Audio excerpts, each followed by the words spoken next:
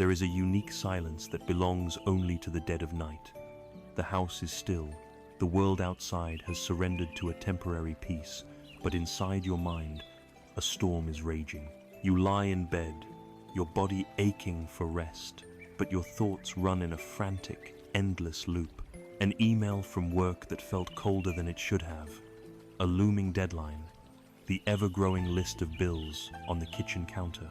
You replay a conversation from last week, picking apart your own words, wishing you had said something different, something better.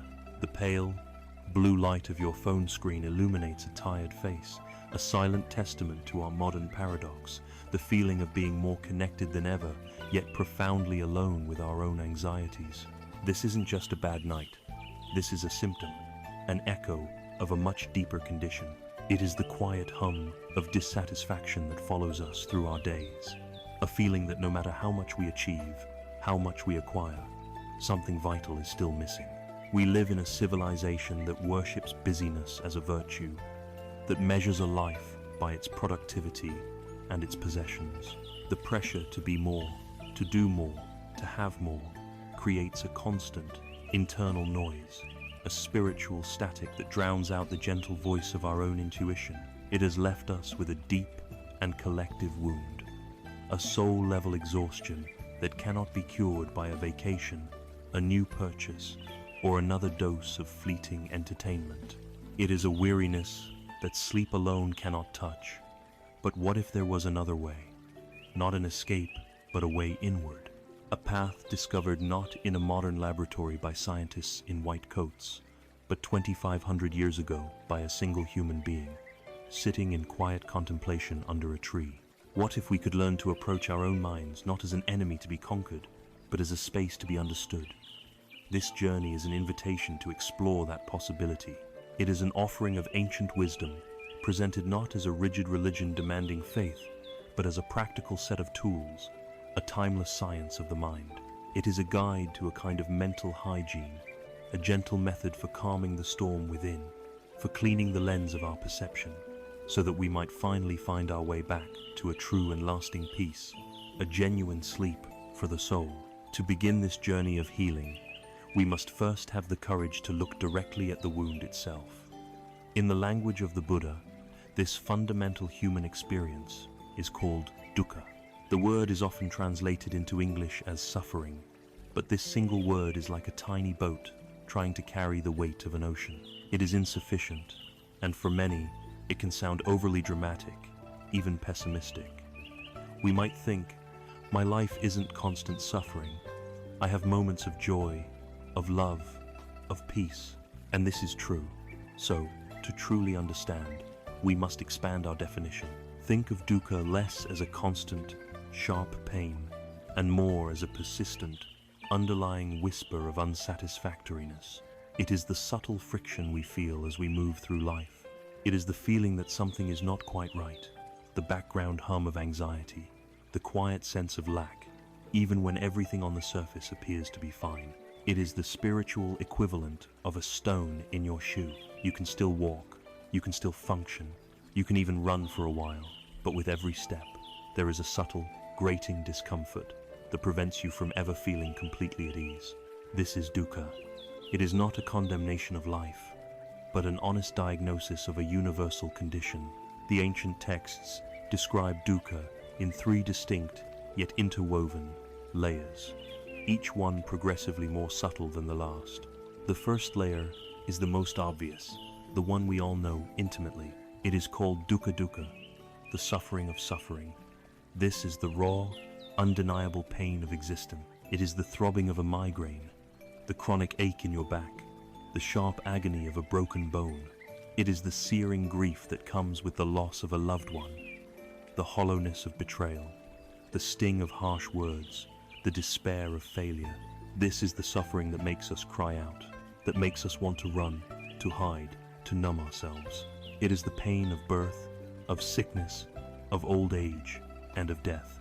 In our modern lives, it is the acute stress of losing a job, the pain of a relationship ending, the fear that grips us when we hear a medical diagnosis we did not expect. It is the overt pain that we spend so much of our energy trying to avoid, to fix or to push away. And yet, our very resistance to this pain often becomes a second layer of suffering. We suffer, and then we suffer because we are suffering. We feel anxious, and then we feel anxious about being anxious. This first layer is the most visible part of the wound, the part that is impossible to ignore. The second layer is far more subtle, and in many ways, more pervasive. It is called viparinama dukkha, the suffering of change. This is the stress and anxiety that comes from the fact that nothing lasts. It is the inherent insecurity of all pleasant experiences. Think of the most perfect moment in your life. A beautiful sunset on a long-awaited vacation. The joy of falling in love. The thrill of achieving a goal you worked so hard for. Even in the peak of that happiness, is there not a tiny, quiet whisper in the back of your mind that says, "This will end, the vacation will be over, the intensity of new love will mature and change. The satisfaction of success will fade, replaced by the pressure to succeed again." This is the suffering of change. Our happiness is so often conditional, dependent on things outside of ourselves, staying exactly as they are. But the fundamental law of the universe is impermanence. Everything is in a constant state of flux, and so we live with a low-grade, chronic fear of loss. We cling to pleasure, we grasp at happy moments, trying to hold on to them like water slipping through our fingers. This clinging, this resistance to the natural flow of life is itself a form of suffering. It turns joy into a source of anxiety. We cannot fully enjoy the warmth of the fire because we are already worrying about it going out. This is the subtle poison that taints our best moments, the reason why the relentless pursuit of pleasure and material possessions in our modern world never leads to lasting contentment. We get the new car, and for a moment there is joy, but that joy is immediately followed by the fear of it getting scratched, the burden of insurance payments, and the knowledge that a newer, better model is already being advertised. The happiness was temporary, conditional, and therefore it contained the seed of dukkha. The third and most profound layer is called sankhara dukkha. This can be translated as the suffering of conditioned existence.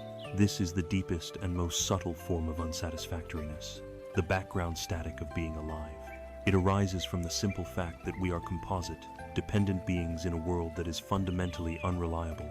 Everything about our experience, from our bodies to our thoughts to our emotions, is conditioned. It arises because of a web of causes and conditions that are constantly shifting and are utterly beyond our ultimate control. It is the inherent vulnerability of being a self in a world of not self. It's the deep-seated existential angst that can surface on a quiet Sunday afternoon for no apparent reason. It's the feeling that even when there is no overt pain, and even when nothing pleasant is ending, there is still a fundamental lack of solid ground beneath our feet. This is the dukkha that is woven into the very fabric of our ordinary existence. It is the stress of having to maintain a sense of self, of ego, moment after moment, in a world that constantly challenges it. It is the exhausting, lifelong project of propping up a me that is, in reality, a fluctuating process, not a permanent entity. This is why even a life free from tragedy can still feel deeply unsatisfying. It is the ultimate source of that persistent whisper, that feeling that something is just not quite whole. There is a timeless story that illustrates this journey of understanding with profound compassion. It is the story of a young woman named Kisa Gotami. She lived a happy life and was overjoyed by the birth of her first son.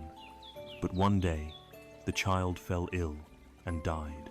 Gripped by a grief so powerful it bordered on madness, Kisa Gotami refused to accept that her son was gone. She clutched his small body to her chest and went from house to house, from person to person, begging for a medicine that could bring him back to life.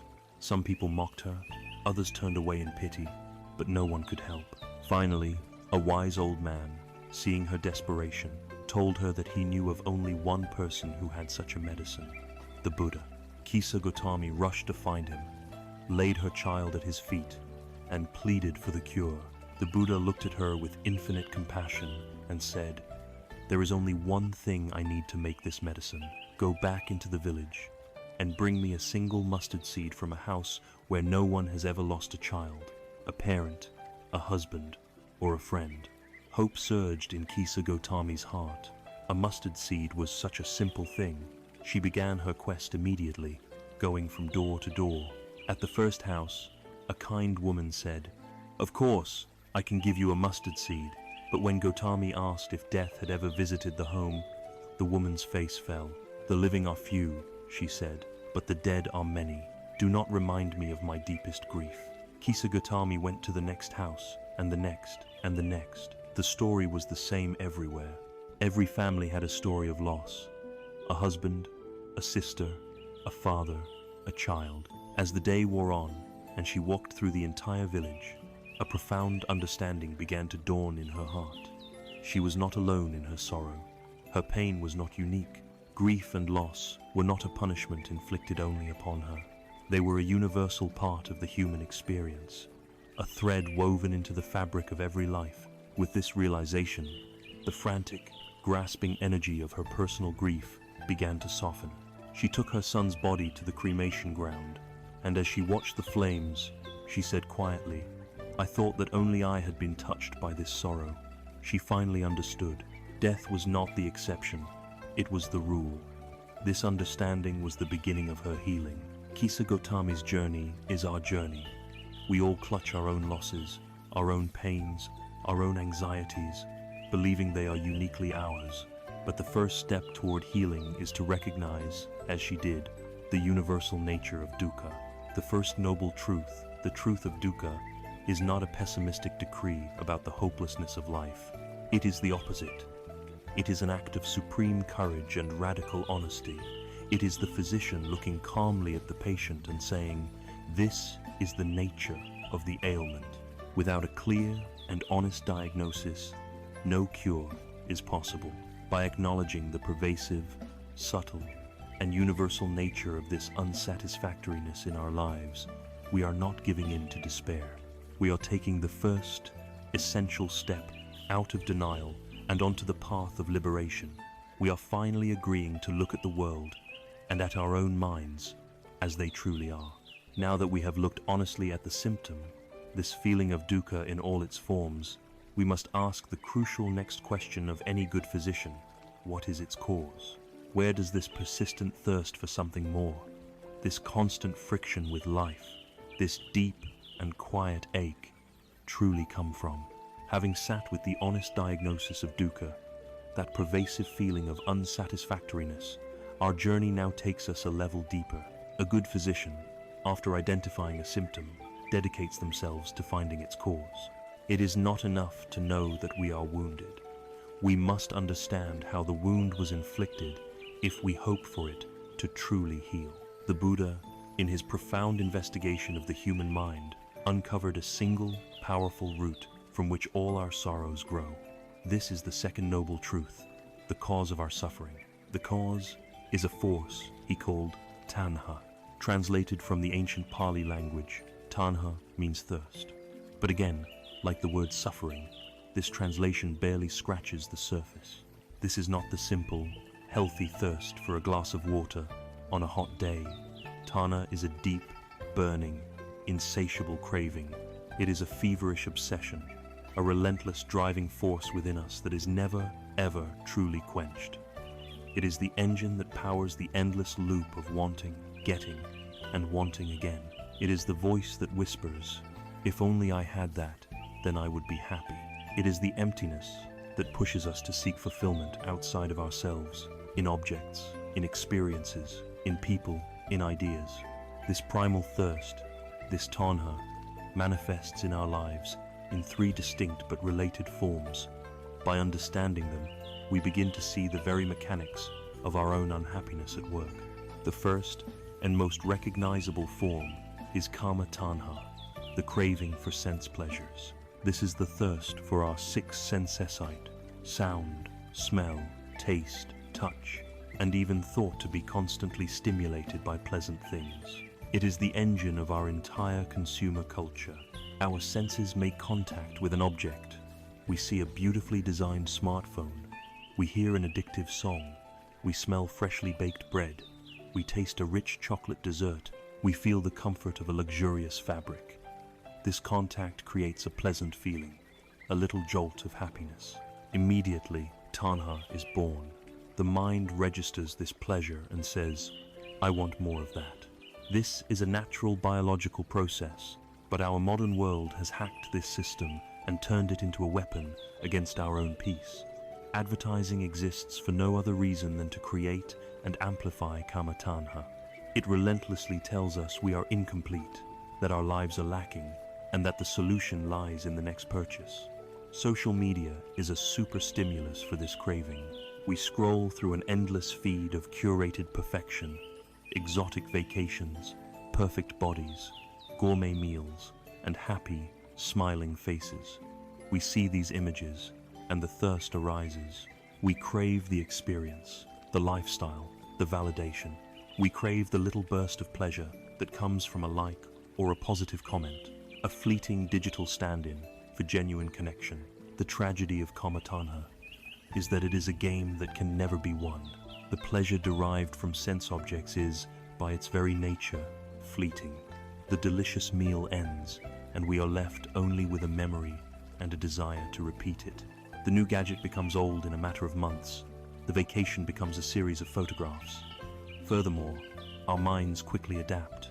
The pleasure we got from one scoop of ice cream yesterday requires 2 scoops today for the same effect. We build a tolerance to happiness, requiring ever greater doses of stimulation to feel the same fleeting joy. This is the very definition of an addiction, and our culture is suffering from a collective addiction to sensory pleasure, leaving us in a constant state of low-grade withdrawal, always agitated, always seeking the next hit, and never truly at peace. The second form of this thirst is more subtle, and it strikes at the very heart of our identity. It is called bhavatan, the craving for becoming, or the craving for existence. This is not just the desire to have things, it is the deep, powerful desire to be someone. It is the thirst for a solid, lasting, and impressive identity. It is the engine of ambition, the hunger for status, fame, reputation, and power. It is the ego's desperate project of self-preservation and self-aggrandizement. In our lives, this manifests as the relentless drive to climb the corporate ladder, the obsession with building a personal brand, the deep desire to be seen as successful, intelligent, attractive, or special. It is the voice that compares our life to others, leading to envy when we perceive ourselves as falling short, and to pride when we see ourselves as ahead. Bhavatanya is the fear of being ordinary, of being insignificant, of being forgotten. It is the force that compels us to leave a legacy, to build a monument to our ego that we hope will outlast our mortal bodies. While this drive can lead to great worldly achievements, it is also a profound source of dukkha. It locks us into a state of perpetual striving.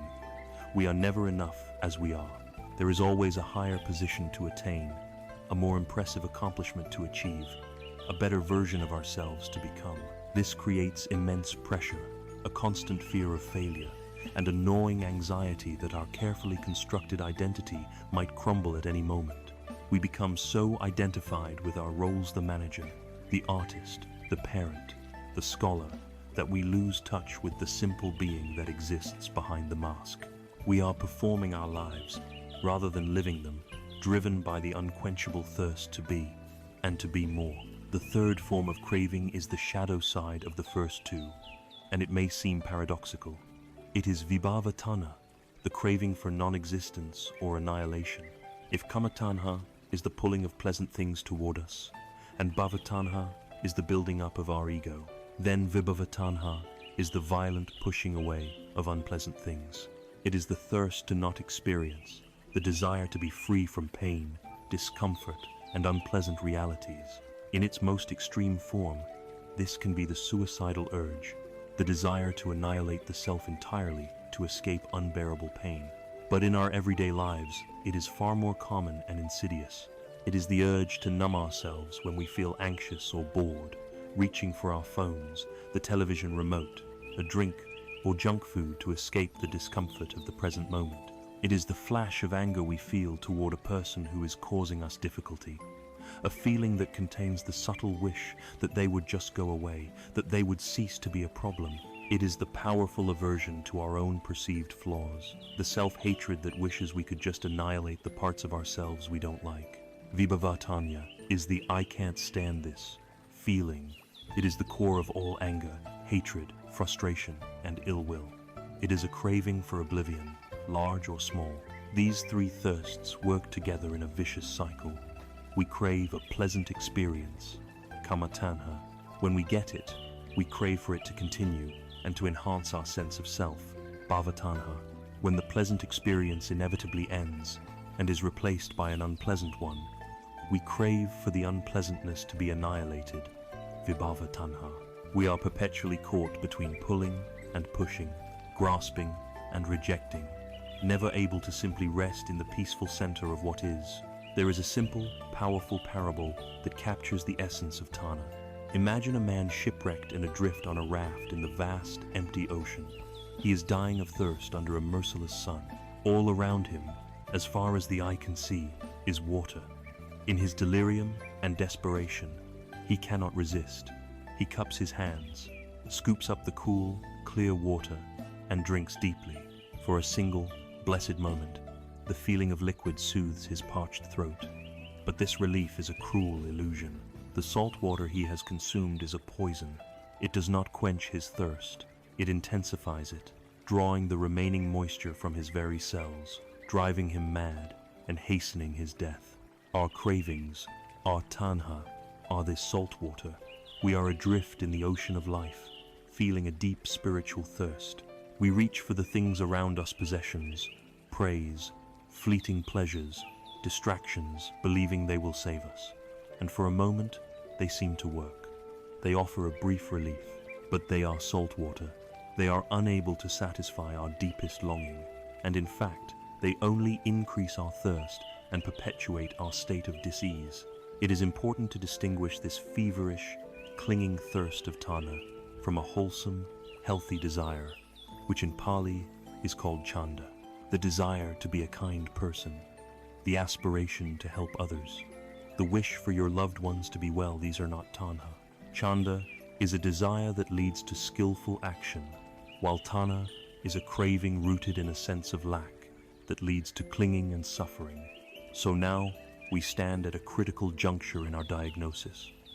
We have seen the wound, the pervasive dukkha, and we have seen its primary cause, this deep-seated, relentless internal thirst, this tanha. We see how it drives us, how it fools us, how it promises satisfaction but delivers only more thirst. This recognition is powerful, but it can also feel disheartening. If this craving is so deep, so fundamental to our experience, are we simply doomed to drink the salt water forever? Is there any way to be free from its grip? Is a cure for this spiritual thirst actually possible? The answer to this question forms the very heart of the Buddha's message, a message of profound hope and possibility that we will explore next. We have stood together in the stark reality of the first two truths. We have looked at the wound of our pervasive dissatisfaction, dukkha, and we have unflinchingly identified its cause, the insatiable inner thirst of tanha. To remain here would be to linger in a diagnosis without hope of a cure, a state of despair. But it is at this very point that the entire journey pivots, turning from a somber analysis into a radiant message of ultimate possibility. This is the third noble truth, the truth of Nirodha. The word Nirodha translates as cessation or the ending. It is the Buddha's profound and revolutionary declaration that our suffering is not a permanent life sentence. The thirst that drives us can be quenched. The wound that pains us can be healed. The internal storm can cease. And a deep and lasting peace is not only possible, it is our innate potential. This is the physician, having identified the disease and its virus, now looking at us with calm confidence and saying, there is a cure. This truth is the light at the end of the tunnel, the promise that transforms this entire path from a mere philosophy into a practical roadmap to liberation. Before we can truly appreciate the radical beauty of this promise, we must first clear away the thickets of misconception that have grown around its most famous name, nirvana. For many in the Western world, the word nirvana conjures images of a celestial paradise, a golden-gated heaven, where we go after we die, if we have been good. Or it evokes the opposite extreme, a state of complete annihilation, a cosmic void, a bland and empty nothingness. Both of these ideas miss the point entirely. The Buddha was not a theologian talking about other realms.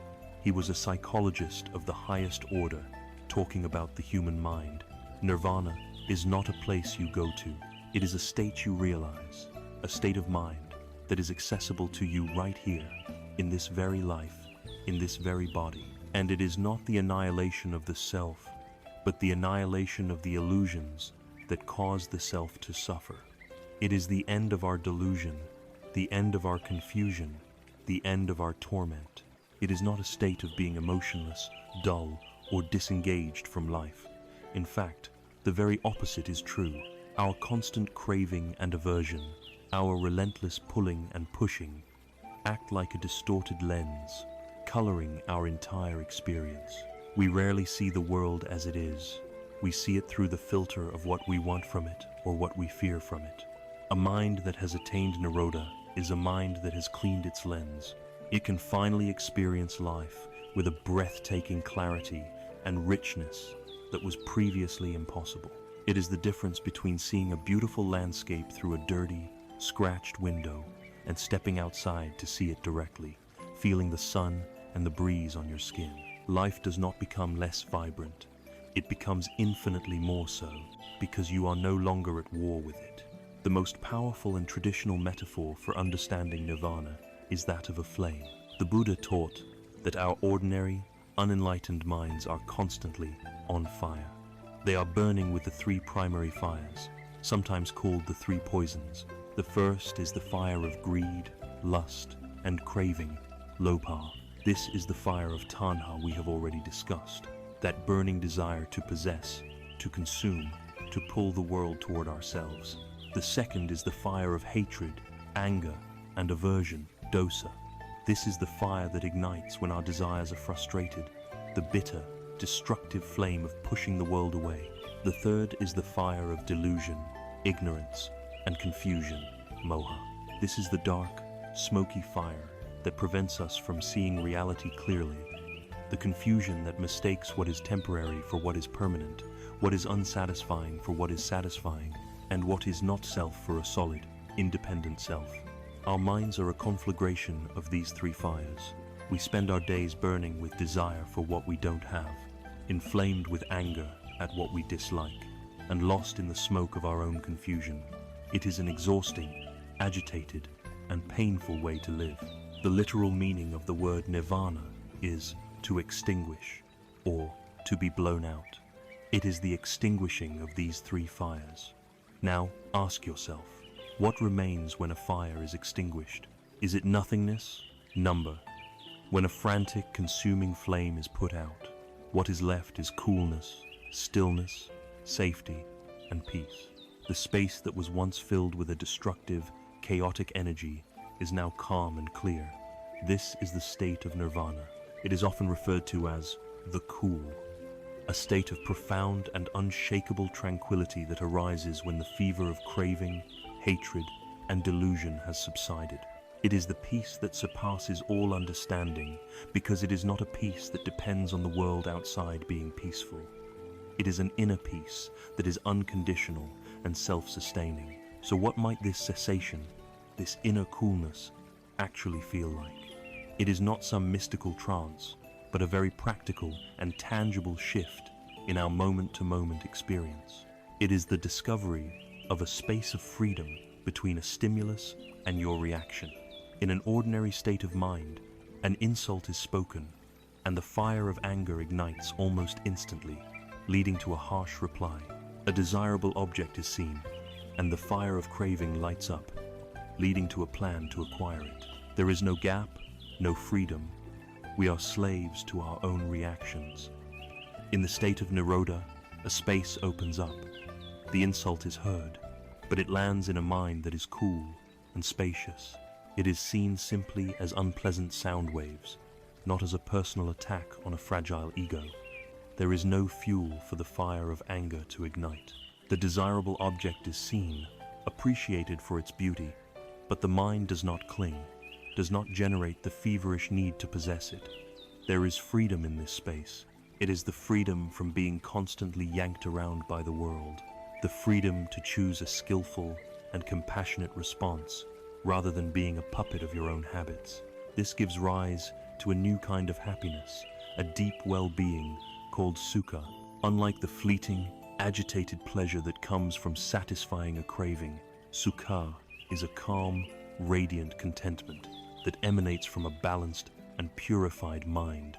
It is a happiness that no one can give to you, and, crucially, that no one can take away, because it does not depend on external conditions at all.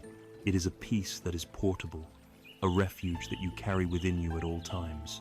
No matter how chaotic the world outside may be, you can still love deeply, perhaps more purely than ever, because your love is not tainted by clinging or fear of loss.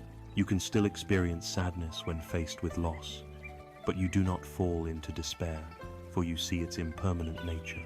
You engage with life fully, with an open, compassionate, and fearless heart, because you are no longer at war with reality itself.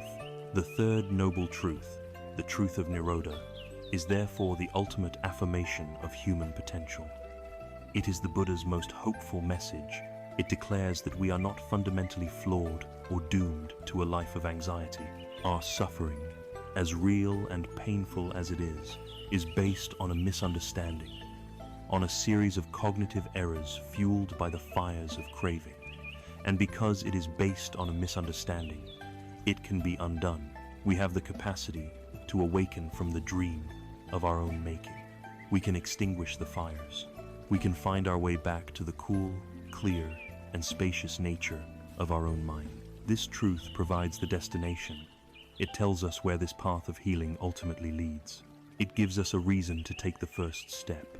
And so, the final, most practical question of all arises. If this state of profound peace, this Nirodha, this nirvana, is truly attainable, then how do we get there? What is the map? What are the practical, tangible, step-by-step instructions we must follow to walk the path from the burning shores of our suffering to the cool and peaceful land of lasting freedom? That map is precisely what the Buddha laid out in his final and most practical teaching, the fourth noble truth, which illuminates the way forward. We have arrived at the very heart of this healing journey. We began by courageously acknowledging our shared condition of dukkha, that pervasive sense of dis-ease. We then turned inward to diagnose its root cause, the feverish, internal thirst of tanha. And then, like a ray of light breaking through dark clouds, we were given the profound assurance of Nirodha, the truth that this thirst can be quenched and that a lasting peace, a state of nirvana, is genuinely attainable. A question, pregnant with hope, naturally follows. How? If a cure exists, what is the prescription? If a shore of peace can be reached, what is the vessel that will carry us there? The answer to this is the Buddha's fourth and final noble truth. It is his most practical and compassionate gift to humanity, a complete, step-by-step blueprint for moving from a life of suffering to a life of freedom. This is the Noble Eightfold Path, or in the Pali language, Aryo Atatangiko Magga. This is not a set of commandments to be blindly obeyed, nor is it a rigid dogma. It is a guide, a training manual for the mind and heart, a path to be walked and experienced by each of us for ourselves. Before we take our first step onto this path, it is crucial to understand its nature. When we hear the word path and see a list of 8 items, our modern minds tend to think of a linear sequence, like climbing a ladder. We imagine that we must first perfect step 1 before we are allowed to proceed to step 2, and so on, until we reach the top. This is a fundamental misunderstanding that can make the path seem impossibly daunting. The Noble Eightfold Path is not a linear sequence. It is a holistic and interconnected system. Its 8 factors are not rungs on a ladder, but rather the interwoven threads of a single, powerful tapestry. They are to be cultivated simultaneously, each one supporting and deepening all the others. Think of it like learning a complex skill, such as playing a beautiful piece of music on the piano. You do not first master rhythm for a year, then melody for a year, and then harmony for a year. You practice all of them together from the very beginning. Your sense of rhythm helps your melody flow, and your understanding of harmony enriches them both. At first, your efforts are clumsy, but with practice, all the elements begin to work together, integrating into a single, graceful expression of skill. The Eightfold Path functions in exactly the same way. We begin by practicing all 8 factors to the best of our ability, and as we do, they create a powerful, positive feedback loop, leading to a gradual and profound transformation of our entire being. To make this vision clearer, imagine a single, thin strand of plant fiber. By itself, it is fragile, weak, and easily snapped. This single strand represents one factor of the path practiced in isolation. Now, imagine taking 8 such strands. You take the strand of right view, the strand of right intention, of right speech, right action, right livelihood, right effort, right mindfulness, and right concentration. You hold them together and begin to patiently and skillfully braid them, twisting them one over the other, again and again. As these 8 weak strands become interwoven, they undergo a miraculous transformation. They cease to be 8 separate things and become one, a single rope of incredible strength and resilience. This rope is far, far stronger than the simple sum of its individual parts. It is this braided rope, woven from the 8 factors of the path, that is strong enough to serve as our lifeline. It is strong enough to pull us from the turbulent waters of confusion and suffering, across the ocean of samsara, and safely to the other shore, the shore of liberation, of nirvana. Every time you practice any one factor, you are strengthening the entire rope. To make this comprehensive path more approachable, the 8 factors are traditionally grouped into 3 essential categories of training. These 3 trainings form the fundamental structure for a balanced spiritual life. The first is Sila, which translates as ethical conduct. This is the foundation of the entire path.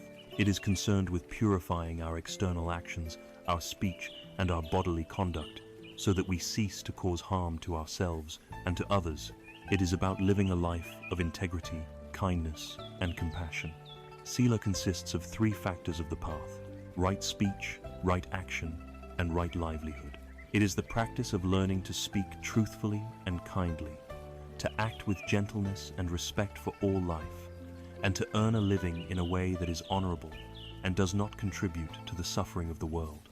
One might wonder why the path begins with outward conduct. The reason is simple and practical. It is extraordinarily difficult, if not impossible, to find inner peace if your external life is in chaos, if your words are causing conflict, if your actions are creating harm, and if your work is a source of ethical distress. Your mind will be too agitated and filled with guilt to ever settle into the deep states of calm required for wisdom to arise. Sila creates a peaceful, stable, and self-respecting foundation upon which the rest of the structure can be built. The second training is Samadhi, which means mental discipline or concentration. While Sila purifies our outward behavior, Samadhi is the work of purifying and taming our inner world. This is the training of the mind itself, learning to steady the frantic, scattered energy we often call the monkey mind. It is about developing the inner muscle of focus, presence, and unwavering stability. Samadhi consists of the next 3 factors of the path: right effort, right mindfulness, and right concentration. Through right effort, we learn to gently but persistently cultivate wholesome states of mind while letting go of unwholesome ones. Through right mindfulness, we learn to pay attention to the present moment without judgment, becoming intimate observers of our own inner landscape. And through right concentration, we learn to unify the mind, bringing it to a state of profound stillness and clarity. If Sila is clearing the ground and laying the foundation for our house, Samadhi is the process of building the strong walls and a sturdy roof. It creates a mind that is calm, collected, and powerful, an instrument that is finally fit for its ultimate task. The third and final training, which both guides and arises from the other 2, is Panya, or wisdom. This is the sharp, penetrating insight that ultimately severs the root of suffering. It is not mere intellectual knowledge from books, but a direct, experiential understanding of the true nature of reality. Wisdom is about seeing things as they truly are, free from the distortions of our hopes, our fears, and our delusions. Panya consists of the remaining two factors, right view and right intention. Right view is the conceptual map, the correct understanding of the laws of existence, such as karma and the Four Noble Truths themselves. Right intention is the compassionate resolve to align our inner life with this wisdom, directing our hearts away from harm and toward freedom. Wisdom is both the beginning and the end of the path. It is the initial glimpse of right view that inspires us to step onto the path in the first place. And it is the final, unshakable realization of this view that constitutes full liberation. It is the light that illuminates the path, and it is the destination itself. This noble eightfold path, organized into these three trainings, is a complete and holistic system for human flourishing. It leaves nothing out. It addresses what we think and believe, wisdom, what we say and do, ethical conduct, and the inner workings of our consciousness, mental discipline. It is a path of profound balance, avoiding the extremes of severe asceticism on one hand and mindless indulgence on the other. It is a path that can be walked by anyone, in any station of life. You do not need to retreat to a monastery or a cave to practice right speech or right action. You practice it in your home, with your family, and at your workplace. It is the most practical of all spiritual paths, inviting us to turn the entirety of our existence into a vehicle for awakening. Our journey together from this point forward will be to walk this path, exploring each of these 8 magnificent strands in detail. And we will begin where all true journeys of transformation must begin, not with action, but with perception.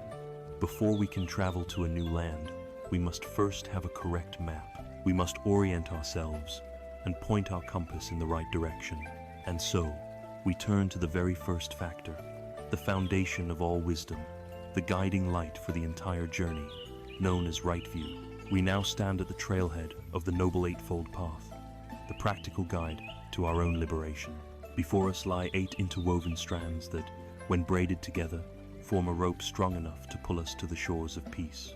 The path begins not with a great act of will, nor with a demanding physical practice, but with something far more fundamental, perception.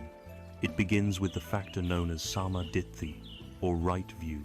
To grasp its importance, imagine a traveler, lost deep within a vast and ancient forest. This traveler is strong, determined, and sincere. They have a compass, a backpack full of supplies, and an unwavering will to reach the sunlit clearing on the other side. They walk for days, pushing through tangled undergrowth, scaling steep ridges, and crossing rushing streams. They expend enormous effort, yet they only find themselves deeper in the shadowy maze, more exhausted and more lost than when they began. Why?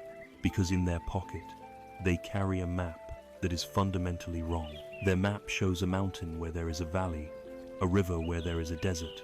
All their effort, all their sincerity, all their strength is rendered useless, even counterproductive, because their guiding view of the terrain is incorrect. Right view is the correct map for the journey of a human life. It is the guiding perspective, the lens through which we see ourselves and the world, that ensures our efforts lead us toward freedom, not further into confusion. Without right view, our spiritual journey is just wandering in the dark.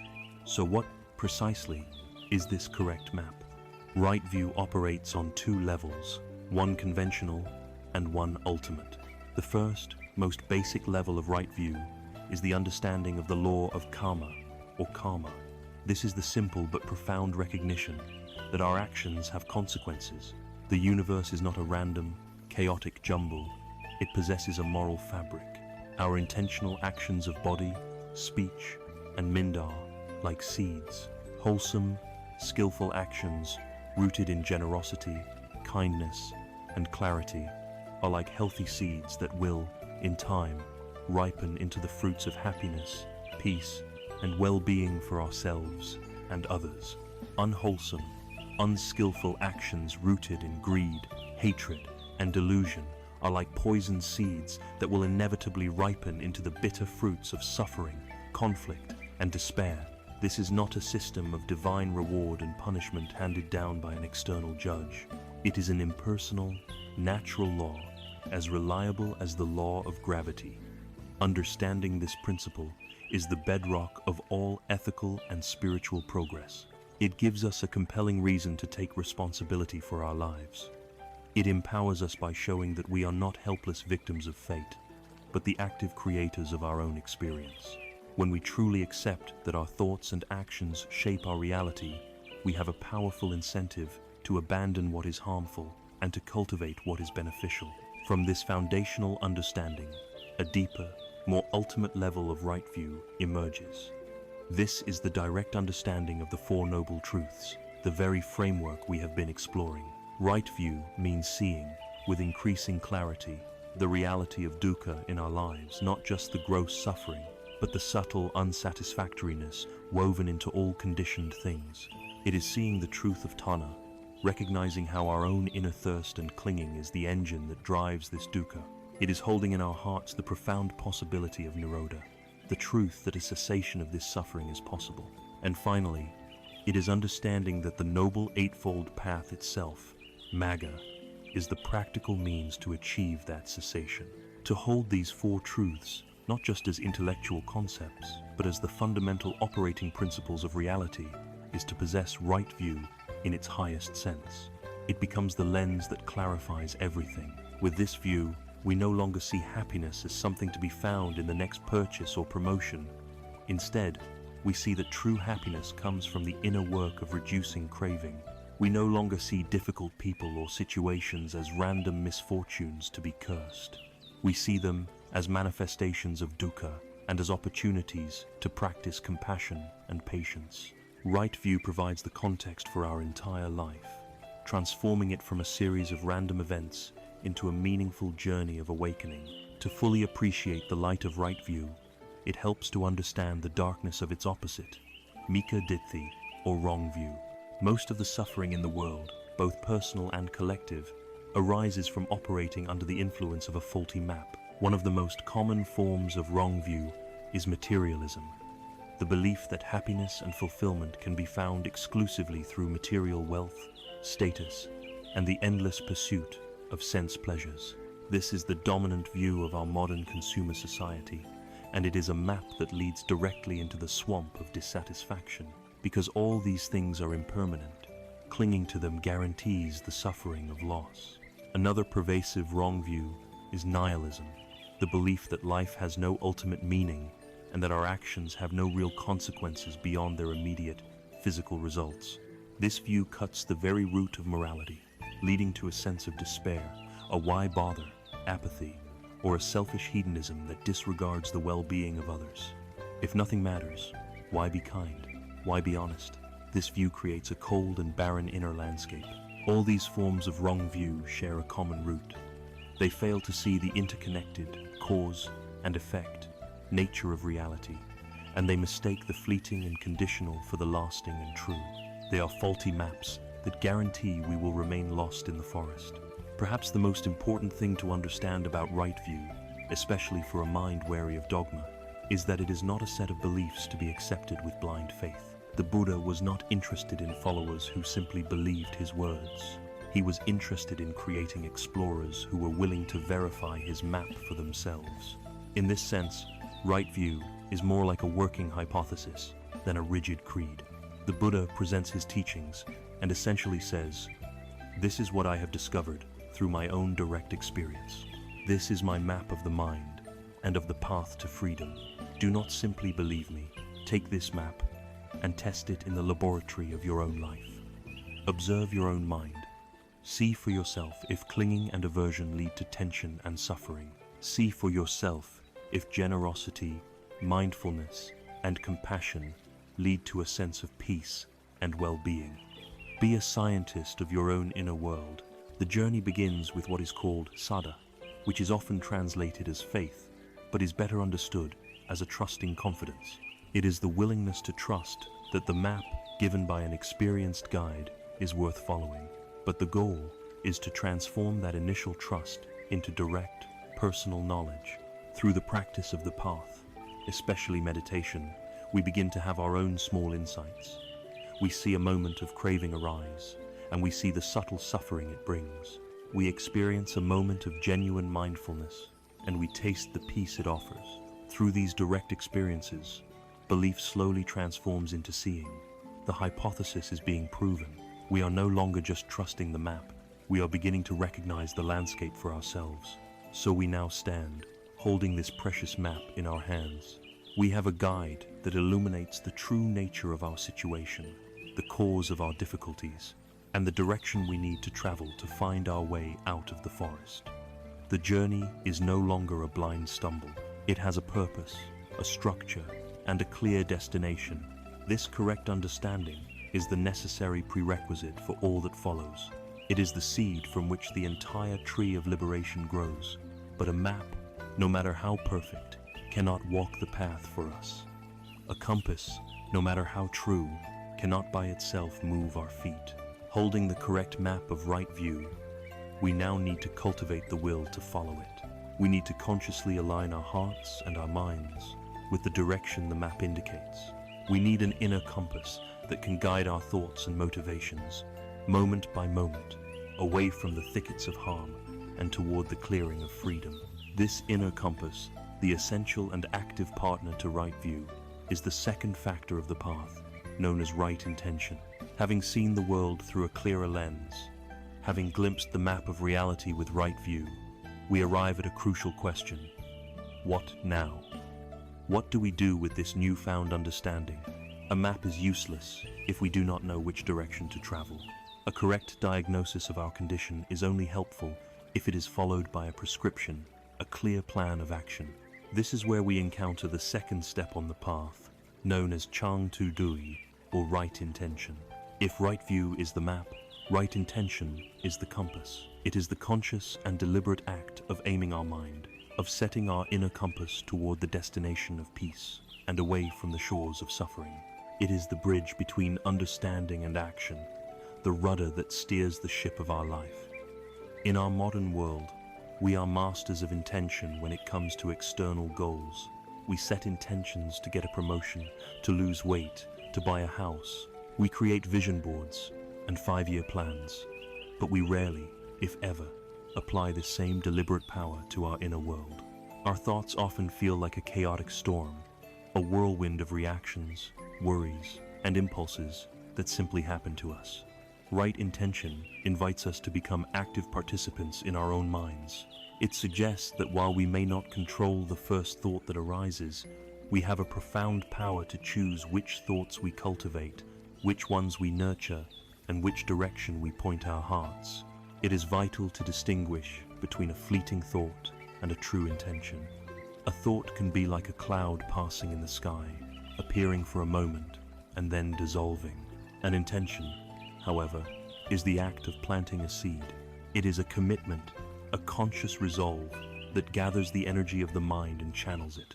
This intention is the very source code for our reality. Before a word is spoken, there is an intention to speak. Before an arm is raised in anger or in love, there is an intention to act. Before a life is built on greed or on generosity, there is a bedrock of intention that supports it.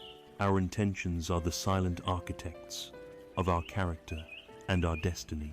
The Buddha, with his profound psychological insight, identified 3 specific types of right intention that guide us toward liberation. They are the intention of renunciation, the intention of non-ill will, and the intention of non-harming. These are the 3 primary settings on our inner compass. The first, the intention of renunciation, often sounds harsh to the Western ear.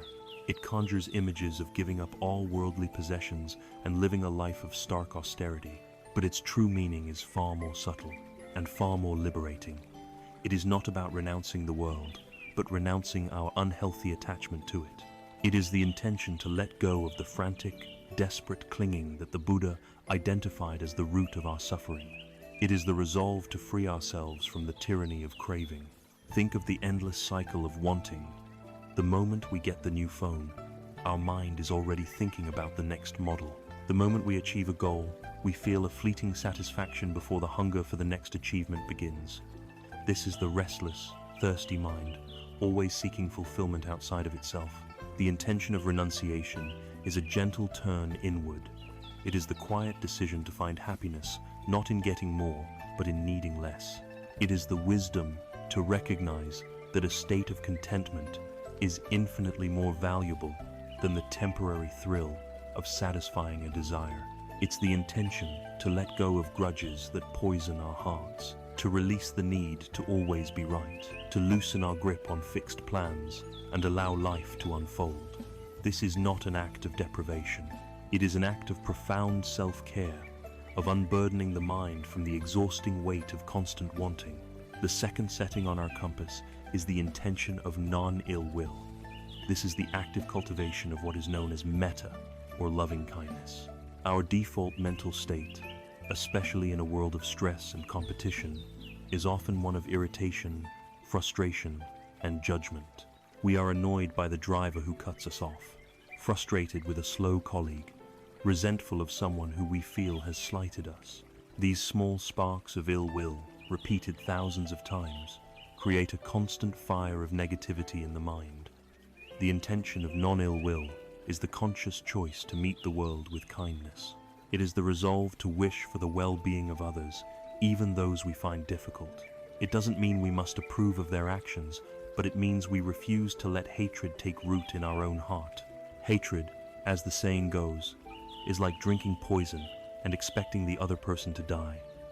It harms the one who holds it most of all.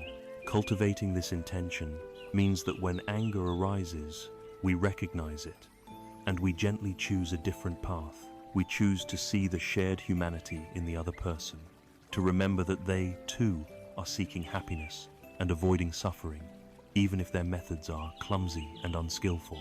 It is a revolutionary act to intend for the happiness of someone who has caused you pain. It is the ultimate freedom from being controlled by the actions of others. The third and final setting is the intention of non-harming. This is the cultivation of karuna, or compassion. While non-ill will is about wishing others well, non-harming is the active resolve not to cause suffering to any living being, including ourselves. It is a deep recognition of the interconnectedness of all life. This goes beyond the obvious acts of physical violence. It extends to our words, which can be used as weapons. It extends to our livelihood, ensuring that the way we make a living does not contribute to the suffering of others or the destruction of our planet. It is the intention to be a source of safety and peace in the world. When we hold an intention of non-harming, we become more mindful of the consequences of our actions. We pause before we speak a critical word. We consider the impact of our consumption. We treat animals with respect and the earth with care. This intention softens our entire being, transforming us from a person who navigates the world defensively to one who walks through it with a gentle and open heart. There is a simple yet profound story, often attributed to the Cherokee people, that perfectly illustrates the nature of right intention. An old chief was teaching his grandson about life. He said, "A fight is going on inside me. It is a terrible fight, and it is between two wolves. One is evil. He is anger, envy, sorrow, regret, greed, arrogance, self-pity, guilt, resentment, inferiority, lies, false pride, superiority, and ego." He continued, "The other is good. He is joy, peace, love, hope, serenity, humility, kindness, benevolence, empathy, generosity, truth, compassion, and faith. The same fight is going on inside you and inside every other person, too." The grandson thought about it for a minute and then asked his grandfather, "Which wolf will win?" The old chief simply replied, "The one you feed." This is the essence of right intention. Every moment of our lives, we are feeding one of the two wolves. When we dwell on a past hurt, replaying the scene over and over in our minds, we are feeding the dark wolf. When we scroll through social media and feel a pang of jealousy at someone's success, we are feeding the dark wolf. When we indulge in thoughts of blame and criticism, we are nourishing that which brings us suffering. Conversely, when we consciously choose to forgive, even if it's just for our own peace, we feed the wolf of light. When we feel genuine happiness for another's good fortune, we feed the wolf of light. When we stop and appreciate a simple moment, a cup of tea, the warmth of the sun, we are nourishing the parts of ourselves that lead to peace. The practice of right intention is the practice of learning to identify which wolf we are feeding. It begins with mindfulness, with simply noticing the texture of our thoughts without judgment. We see the jealousy arise, and instead of either acting on it or shaming ourselves for it, we can simply label it. Ah, this is jealousy. This is the dark wolf asking for food. This simple act of recognition creates a space, and in that space we have a choice. We can consciously introduce a different thought. We can actively turn our minds toward a thought of generosity or a wish for that person to be well. This is not about pretending the negative feeling doesn't exist. It is about choosing not to give it our energy. We are gently but firmly turning our attention away from the weeds and toward the flowers we wish to grow in the garden of our mind. We pull the weed of hatred, not by fighting it, but by planting the flower of loving kindness in its place. Over time, as we consistently feed the wolf of light, its voice becomes stronger, and the growls of the dark wolf become fainter. Our inner landscape begins to change, transforming from a battlefield into a sanctuary. The intentions we set in the quiet laboratory of our mind do not stay there. They are potent seeds, and once watered with attention, they will inevitably sprout, breaking through the soil of our consciousness and manifesting in the world. They become the very words we speak. If our mind is a compass set toward compassion and clarity, how will this transform the sounds we make, the stories we tell, and the way we connect with others through language? This is the next step of our journey. The intentions we so carefully cultivate in the garden of the mind do not remain silent for long. They seek expression, and their first, most frequent, and most powerful outlet is through our speech. Words are intention made audible. They are the bridge between our inner world and the outer world, the invisible thoughts and feelings made tangible in the air between us and another person. Every day, we release hundreds, even thousands of these vibrations into the world. We use them to build careers, to raise families, to share love, and to express our deepest truths. Yet, we also use them to wound, to deceive, to divide, and to diminish. A single word has the power to start a war or to inspire a movement of peace. A single sentence can shatter a person's confidence for years, just as another sentence can give them the courage to pursue a lifelong dream. In our modern age of instant communication, our words travel farther and faster than ever before, amplified through text messages, emails, and social media feeds, often stripped of the context of our tone or the compassion in our eyes. The practice of Chan Inga, or right speech, has therefore never been more critical. It is the art of using this profound power consciously, of ensuring that our words become a source of healing and connection, rather than a cause of suffering for ourselves and for others. Right speech is not about censorship or suppressing our feelings. It is not about becoming cold and calculating in our conversations. It is a practice of deep mindfulness and profound compassion. It asks us to become aware of the immense power we wield every time we open our mouths, and to use that power with wisdom and care. The Buddha outlined this practice through 4 simple but incredibly deep principles. These can be thought of as 4 gates that our words should pass through before they are released into the world. The first gate is to abstain from false speech. At its most basic level, this means not lying, but its wisdom runs much deeper than that. It's not just about avoiding major deceptions. It's also about noticing the subtle ways we bend the truth to our advantage, the small exaggerations to make a story more impressive, the convenient omissions to avoid taking responsibility, the white lies told to avoid a moment of discomfort. While these may seem harmless, each one creates a small crack in our own integrity. When we speak untruthfully, we create a disconnect between our inner reality and our outer expression. We begin to live in a fractured world, constantly having to manage our stories and keep track of our deceptions. Speaking truth, on the other hand, is profoundly liberating. It aligns our inner and outer worlds. It builds a foundation of trust with others and, most importantly, with ourselves. When we commit to truthfulness, we no longer have to waste our precious mental energy on pretense. We can simply be, and that is a state of deep peace. The second gate is to abstain from divisive speech. This is the kind of language that sets one person against another. It is the poison of slander, gossip, and rumor-mongering. When we speak ill of someone who is not present, we are planting seeds of discord.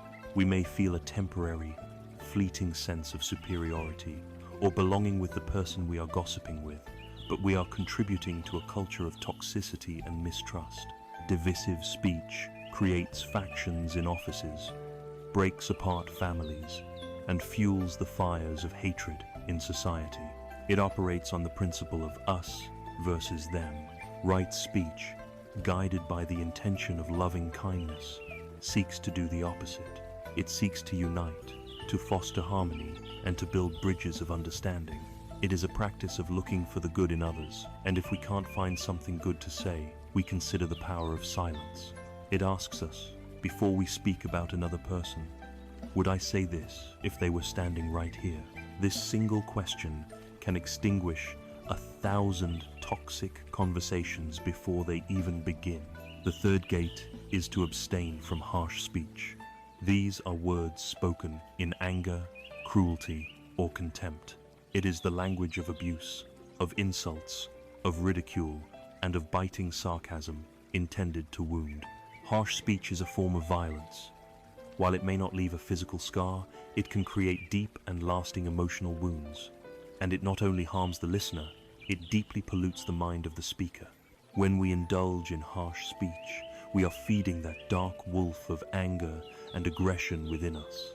We are strengthening the very mental states that rob us of our own peace. The practice of right speech is to learn to express our feelings, even difficult ones like frustration or disagreement, with gentleness. It's about separating the person from the behavior. We can address a problem or an action without attacking the character of the person involved. It is the difference between saying, "You are an idiot," and saying, "I felt hurt when this happened. Can we talk about it?" The first is an attack that closes all doors to communication. The second is an honest expression that opens the door to resolution and understanding. The fourth and final gate is to abstain from idle chatter. Of the four, this one may seem the most benign, yet it can be one of the most significant drains on our mental energy. Idle chatter is the mindless, purposeless talk that fills empty space. It is the endless stream of commentary on trivial matters, the rehashing of pointless stories, the constant noise that prevents us from experiencing a moment of peace. It keeps the surface of the mind in a state of constant agitation, like ripples on a pond that never get a chance to settle. When the mind is always engaged in this surface-level chatter, it cannot rest. It has no space for deeper reflection, for genuine connection, or for the simple joy of quiet being. Right speech is purposeful. It has substance. It aims to communicate something meaningful, whether it is a feeling, a piece of useful information, or a moment of authentic connection. This doesn't mean we can never tell a joke or engage in light conversation, but it invites us to be mindful of the quality of our speech. Is this talk nourishing me, or is it draining me? Is it bringing me closer to others, or is it just creating more noise? There is a beautiful story that encapsulates the profound strength of right speech. One day, the Buddha was walking through a village when a man, who was very angry with his teachings, came up and began to shout insults at him. He called him a fraud, a fool, and a charlatan. He insulted his family and his followers. The Buddha listened patiently and silently, his expression never changing. He simply stood there, present and calm, until the man had exhausted his anger and run out of things to say. When the man finally fell silent, panting with rage, the Buddha spoke softly. He asked, "My friend, if you buy a gift for someone, and that person does not accept it, to whom does the gift belong?" The man was taken aback by the strange question, but he answered, "Well, it would belong to me, because I bought it. The Buddha nodded and smiled gently. Exactly, he said. And so it is with your anger.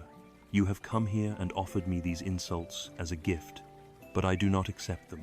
The man stood in stunned silence, the full weight of his own words suddenly falling back upon him. He had arrived with a sack full of poison, and now he was the one left holding it. This story reveals a profound truth. We have no control over the words others may try to give us, but we have absolute power over whether or not we choose to receive them. But it also reveals the power of what is sometimes called noble silence. In a world saturated with noise, where everyone is shouting to be heard, the choice not to speak can be the most powerful and compassionate response. Noble silence is not an awkward void. It is a conscious, deliberate choice. It is the wisdom to know when words would only add more fuel to a fire. It is the compassion to give someone space to vent their own pain without getting entangled in it. It is the strength to simply be present without needing to fix, to judge, or to respond. It is in this conscious silence that our own mind can remain a peaceful lake, reflecting the sky clearly, even when a storm of harsh words is raging around us. By practicing right speech, we become a sanctuary for ourselves and for others. We transform our words from potential weapons into instruments of healing. We begin to weave a world of clarity, kindness, and peace with every conversation. Our speech becomes a true reflection of the wholesome intentions we have so carefully set. But the path does not end with our words. The peace we cultivate and the truth we speak must be fully embodied. They must manifest not just in what we say, but in what we do. How, then, do our physical actions, the way we move through our day, the choices we make with our hands, and our bodies become a seamless expression of this awakened path? As we align our minds with right intention and purify our communication with right speech, we arrive at the place where our inner world makes its most concrete impact on the outer world. We arrive at our actions. Words are powerful, but actions are definitive. They are thought and speech made manifest. It is one thing to hold an intention of non-harming in the quiet of our meditation, and another to embody it when faced with a difficult choice in the chaos of our day. It is one thing to speak of kindness, and another to perform an act of generosity when no one is watching. Changnip, or right action, is the third step of the path, and it is here that our practice becomes truly tangible. It is the commitment to have our physical behavior, the way we move through the world, be a seamless expression of our highest understanding and our deepest compassion. It is the ongoing practice of asking ourselves, is what I am doing right now contributing to peace, or is it contributing to suffering? At the very heart of right action lies a single, luminous principle: non-harming. In the ancient Pali language, this is ahimsa. It is the foundational ethic of this entire spiritual path. It is the conscious and unwavering resolve to cause no harm to any living being, including ourselves, through our physical actions. This isn't a passive stance of merely avoiding bad deeds. It is an active, engaged commitment to be a force for safety, for preservation, and for well-being in the world. It is to decide that wherever we go, life will be a little bit safer, a little bit more respected, simply because we are there. To make this practical, the Buddha traditionally outlined right action through three core precepts, three fundamental areas where this principle of non-harming is to be applied. The first and most fundamental is to abstain from the taking of life. This is a profound respect for the life force that animates all beings. In its most direct sense, it is a commitment not to kill another human being. But its spirit extends much further. It invites us into a relationship of reverence with all of existence. It asks us to consider our impact on the animals with whom we share this planet, to treat them with kindness rather than cruelty. It prompts a mindfulness about the interconnected web of life, recognizing that our choices have consequences that ripple out far beyond our immediate sight. This principle doesn't necessarily demand a specific lifestyle, but it demands mindfulness. It asks us to be honest about the violence inherent in our choices and to consciously move in a direction that lessens that violence wherever we can. The second precept of right action is to abstain from taking that which is not given.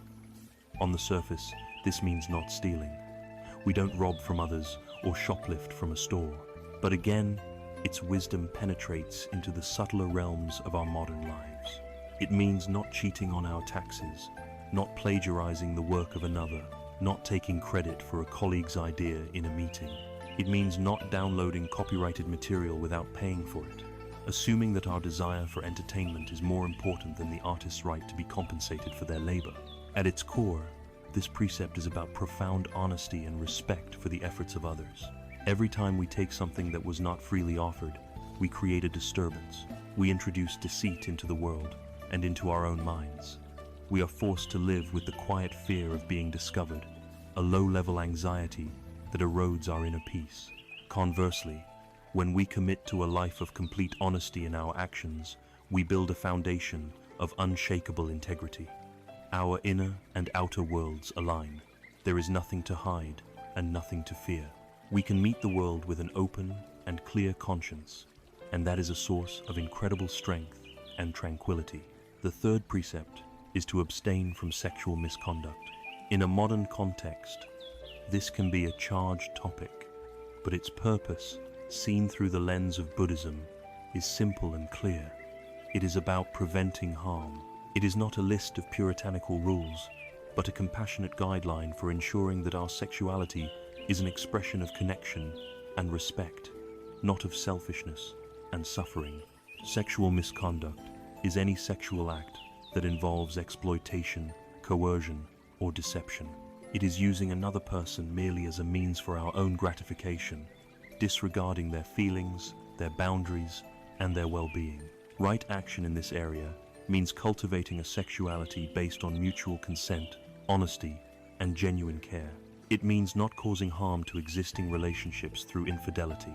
It means ensuring that our desires do not lead us to manipulate or objectify another human being. It is about honoring the sanctity of intimacy and recognizing that a true connection must be safe and respectful for everyone involved. By adhering to this principle, we protect others from harm, and we protect ourselves from the immense suffering that comes from actions rooted in craving and disrespect. In the 21st century, the scope of right action has necessarily expanded. The Buddha's teachings are timeless because they are adaptable. Today, we understand that our actions have consequences on a global scale. Therefore, right action must include a sense of environmental responsibility. When we consume wastefully, when we support industries that pollute our air and water, we are participating in an action that harms all beings, now and in the future. Choosing to reduce our consumption, to recycle, to support sustainable practices, this is a modern form of right action. It is an expression of non-harming directed toward the planet itself, our collective home. Similarly, our social and economic actions matter. The companies we buy from, the politicians we vote for, the way we engage in our communities, these are all actions that have ethical weight. Right action invites us to be mindful citizens, to use our influence and resources in ways that promote justice, equality, and compassion in the wider world. To understand how our actions shape our reality, there is no better metaphor than that of the farmer. Imagine a farmer who wants to harvest a field of nourishing, golden rice. She knows that she cannot simply sit and wish for it. She must act. She must go out into the field, prepare the soil, select the best seeds, and carefully, deliberately, plant them. She waters them, protects them from pests, and nurtures their growth. If she does this, a harvest of rice is the natural result. Now imagine if that same farmer, wanting rice, went out and carelessly scattered handfuls of thistle and weed seeds across her field. Would she be surprised when her field was overrun with prickly, useless weeds? Could she blame the sky, or bad luck, or the neighboring farmers? Of course not. The harvest is a direct, inescapable consequence of the seeds that were sown. This is the law of karma. Karma is not a system of reward and punishment meted out by some cosmic judge. It is simply the law of nature, the law of cause and effect applied to our moral lives. It is as impersonal and as reliable as the law of gravity. The Buddha called wholesome, skillful actions kusala karma. These are actions rooted in generosity, kindness, and clarity. They are like the seeds of rice.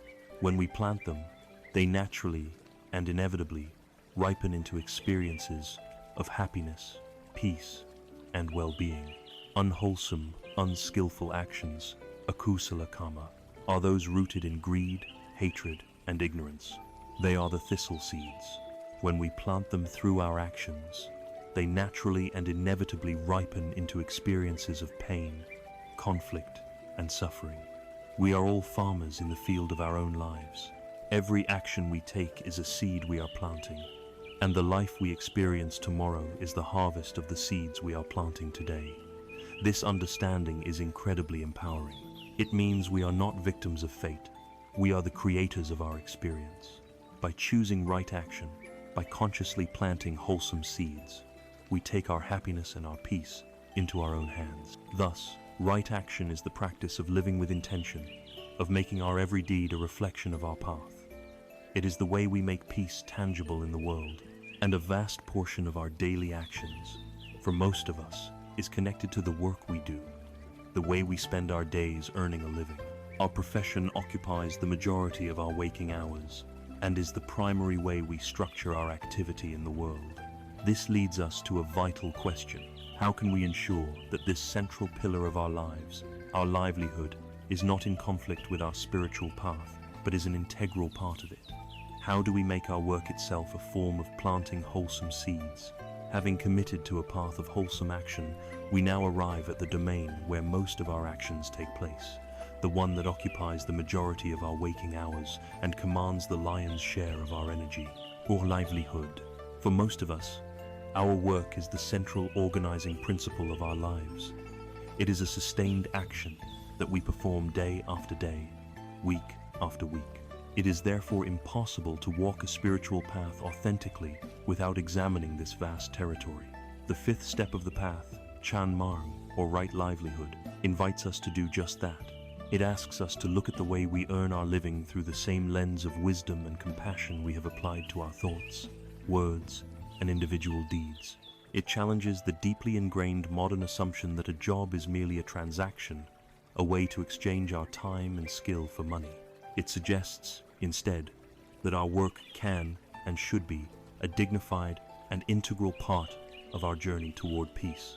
It is the practice of aligning the way we sustain our own life with the fundamental principle of not causing harm. The foundation of right livelihood is, once again, ahimsa, non-harming. The core question is simple. Does my work depend upon or contribute to the suffering of other living beings? Is the way I put food on my table causing another to lose theirs, or to lose their well-being, or even their life?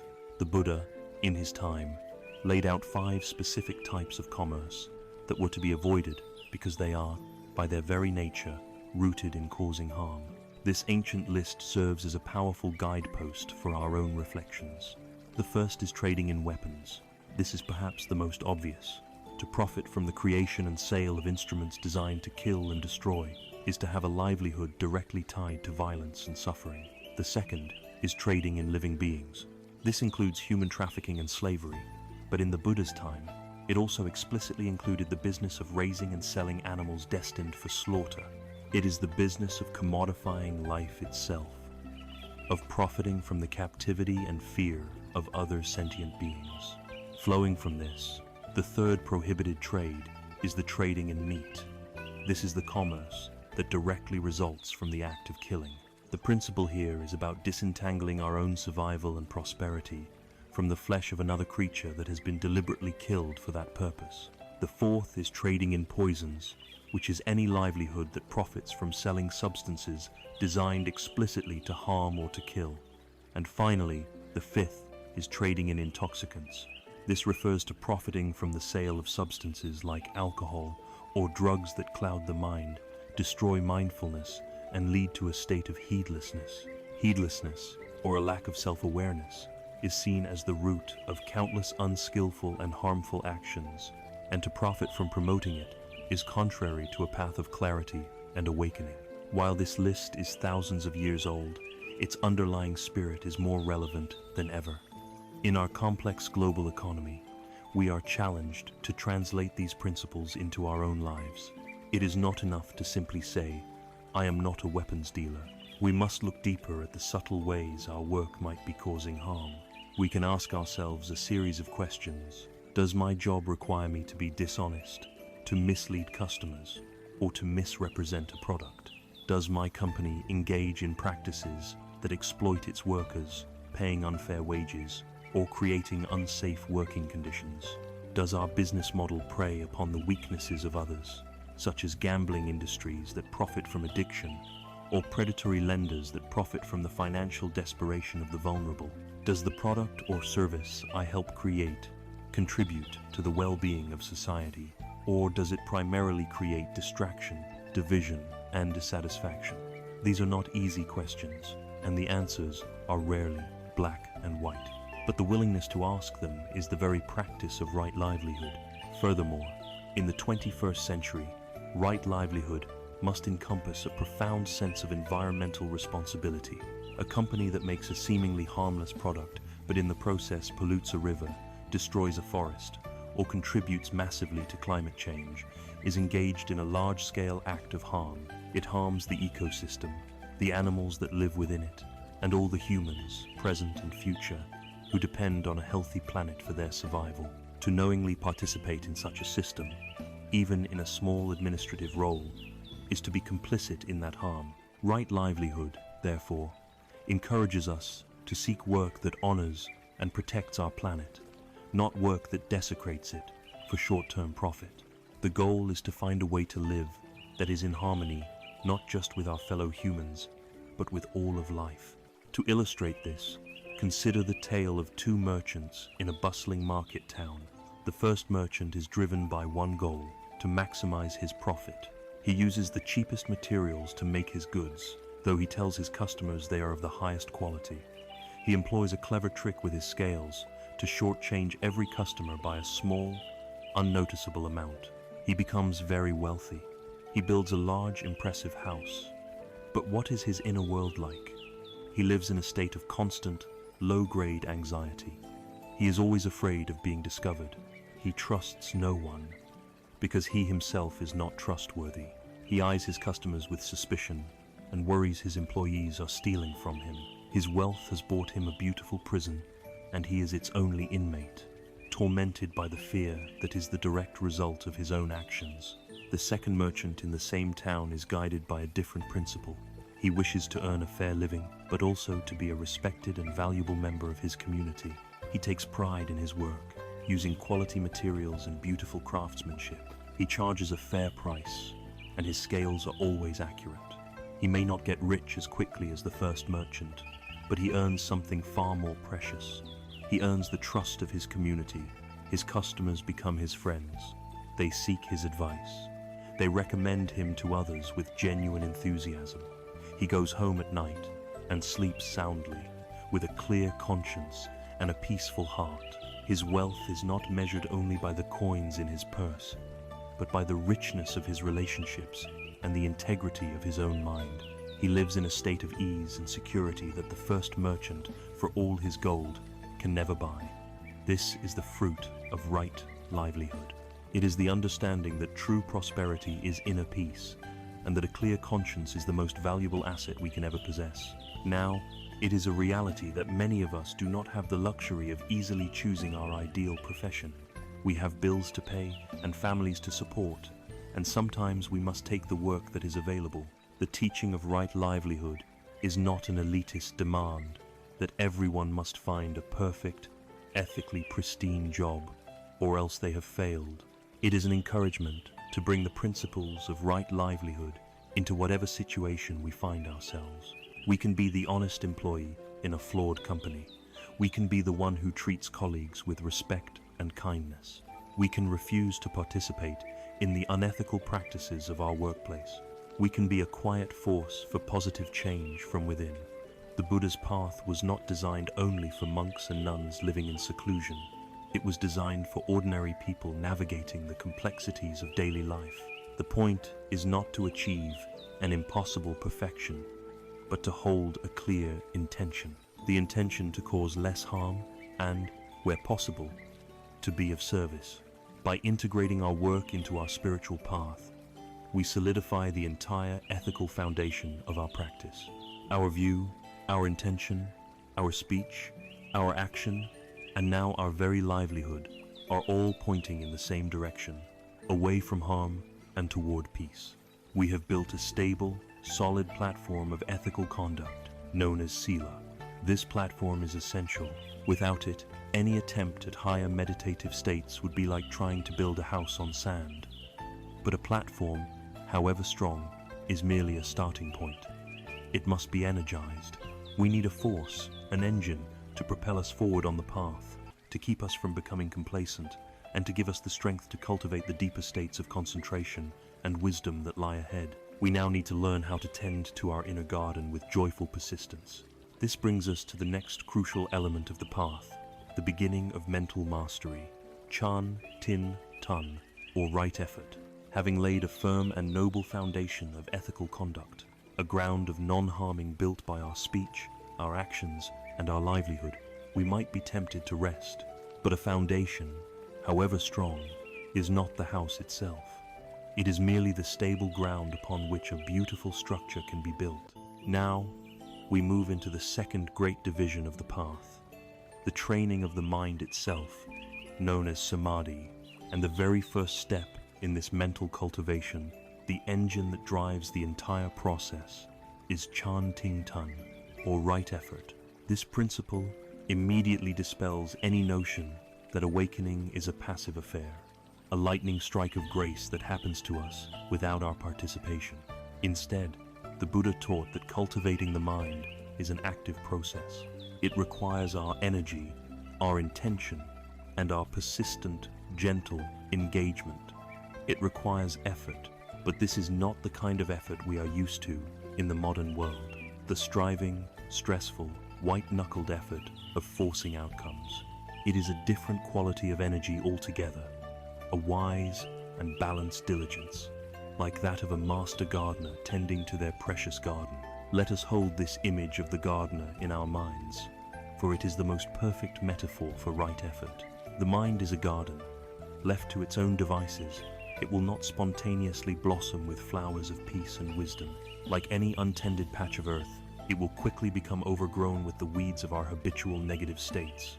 Anger, jealousy, anxiety, and greed are hardy weeds. They grow effortlessly, thrive on neglect, and quickly choke out more delicate plants. To cultivate a garden of beauty and nourishment, a mind of clarity, compassion, and calm, the gardener cannot be passive.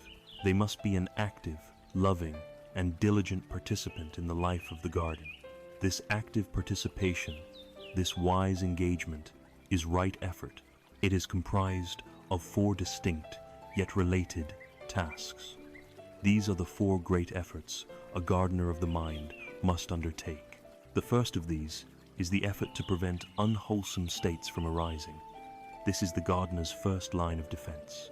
It is the task of watching the gate of the garden, of inspecting the seeds that blow in on the wind of experience before they have a chance to land and take root.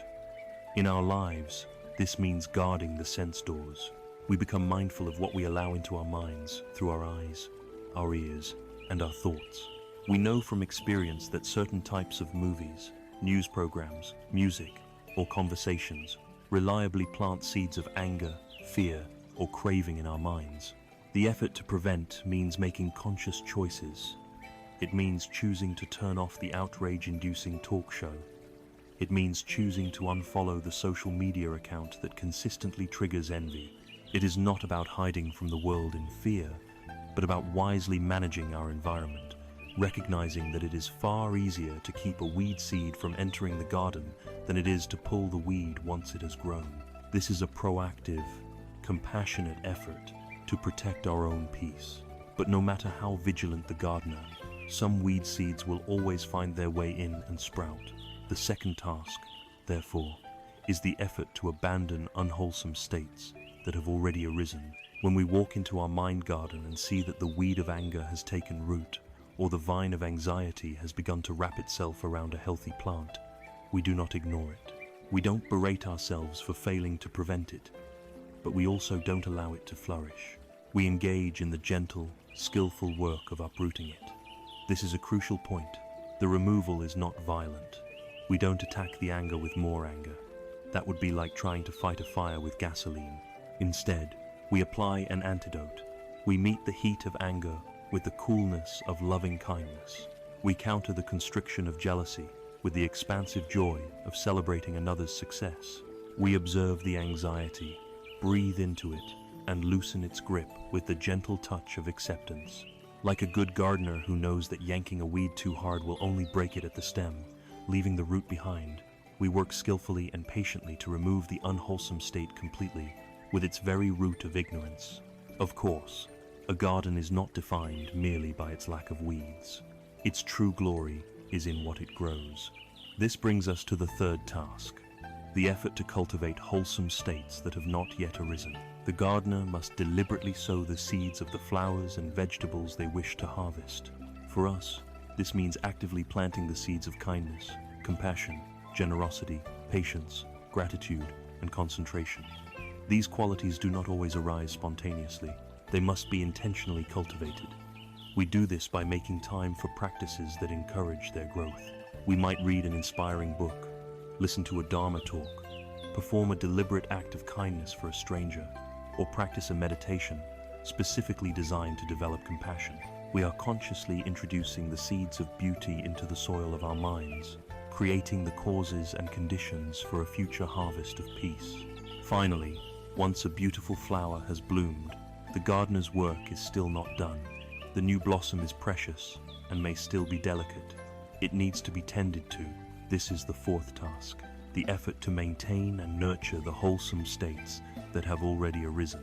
When a moment of genuine peace arises during our day, or a feeling of deep connection with another person, we often let it pass by without notice. This fourth effort encourages us to do the opposite.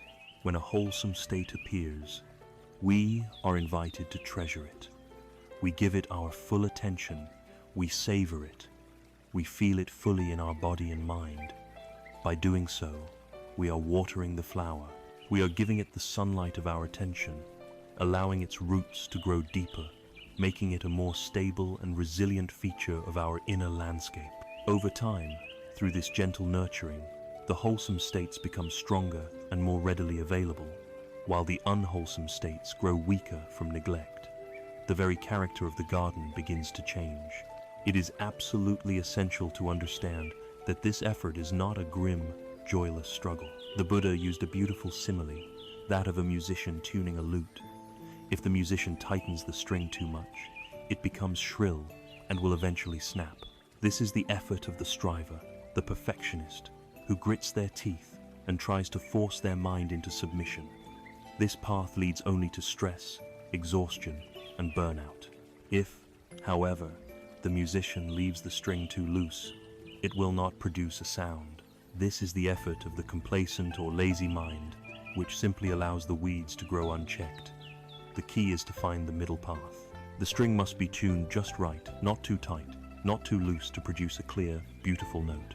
Right effort is exactly this, a balanced, steady, and joyful energy. It is a relaxed persistence. It is the quiet, unwavering diligence that allows us to show up for our meditation practice each day, whether we feel inspired or not. It is the gentle courage that allows us to choose kindness when we are feeling irritable. It is the engine of the entire path, breathing life into all the other factors. Right effort is the love a gardener shows to their garden through their continuous, caring attention. But for this loving effort to be effective, the gardener needs one more thing. They need to be able to see the garden clearly. They need to know, from moment to moment, what is actually happening. Is that a weed or a new sprout? Does that plant need water, or has it had too much? To apply our efforts skillfully, we need a powerful tool of observation, a faculty of awareness that can see what is happening in the mind without distortion or judgment. What is this clear, non-judgmental awareness that acts as the gardener's eyes? This brings us to the very heart of Buddhist meditation, the luminous seventh step of the path, Cha Niyam, or right mindfulness. With the wise and balanced energy of right effort, we have committed ourselves to the loving and diligent work of a gardener of the mind. We have resolved to prevent the weeds of negativity, to abandon them when they arise, to sow the seeds of kindness, and to nurture the blossoms of peace. But a gardener who works in the dark is ineffective. They might mistake a precious flower for a weed, or a weed for a flower. Their effort, however well-intentioned, would be blind. To work skillfully, the gardener needs light. They need to be able to see their garden with perfect clarity. This light, this clear-seeing awareness, is the seventh step of the path, and it is the very heart of the entire practice of Buddhist meditation. It is Chan Niyam, or right mindfulness. If right effort is the engine of the path, right mindfulness is the steering wheel, the headlights, and the GPS all in one. It is the master tool that directs all our other efforts. There is perhaps no concept from Buddhist thought that has permeated modern culture more than mindfulness. We see it on magazine covers, in corporate wellness programs, and in smartphone apps. Yet, it is also one of the most misunderstood concepts. Many believe that mindfulness is about emptying the mind, about stopping all thoughts and floating away in a blissful, thought-free void. This could not be further from the truth. Mindfulness is not about emptying the mind, but about becoming intimately familiar with it. It is not about zoning out, but about zoning in. It is not a state of blissful ignorance, but a state of courageous, clear-seeing presence. The classical definition is beautifully simple and precise. Mindfulness is the capacity to pay attention, on purpose, in the present moment, and non-judgmentally. Let us unpack those four elements. To pay attention, on purpose, means it is an intentional act. We are deliberately choosing to direct the beam of our awareness somewhere, rather than letting it flicker about randomly like a faulty flashlight. In the present moment means we are anchoring our awareness right here, right now, in the only moment that ever truly exists. We are not lost in rehashing memories of the past, nor are we rehearsing anxieties about the future. And finally, and most crucially, we do this non-judgmentally. This is the radical twist. We observe what is happening in our field of awareness without layering on our habitual commentary, without labeling our experience as good or bad, right or wrong. We simply allow things to be as they are. This non-judgmental quality is the secret ingredient that transforms simple attention into a profound force for liberation. To train this faculty, the Buddha laid out four primary fields of practice, four great training grounds for our awareness. These are known as the four foundations of mindfulness. The first is mindfulness of the body. The body is the perfect anchor for our attention because it is always, undeniably, in the present moment. It cannot be anywhere else. We can begin this practice in the simplest way possible by bringing our awareness to the physical sensation of the breath, feeling the air as it enters the nostrils, cool and light, feeling the gentle rise of the abdomen or chest, feeling the air as it leaves the body, slightly warmer. The breath is our lifeline to the present. Whenever the mind is swept away in a current of thought, we can always gently, kindly, guide it back to the simple, physical reality of this breath, right now. This foundation also includes being aware of our body's posture, the feeling of our feet on the floor, the posture of our spine as we sit, and being aware of our daily activities, bringing a mindful presence to the simple acts of walking, standing, or drinking a cup of tea. The second foundation is mindfulness of feelings, or more accurately, sensations. This is about observing the raw, unfiltered texture of our experience from moment to moment.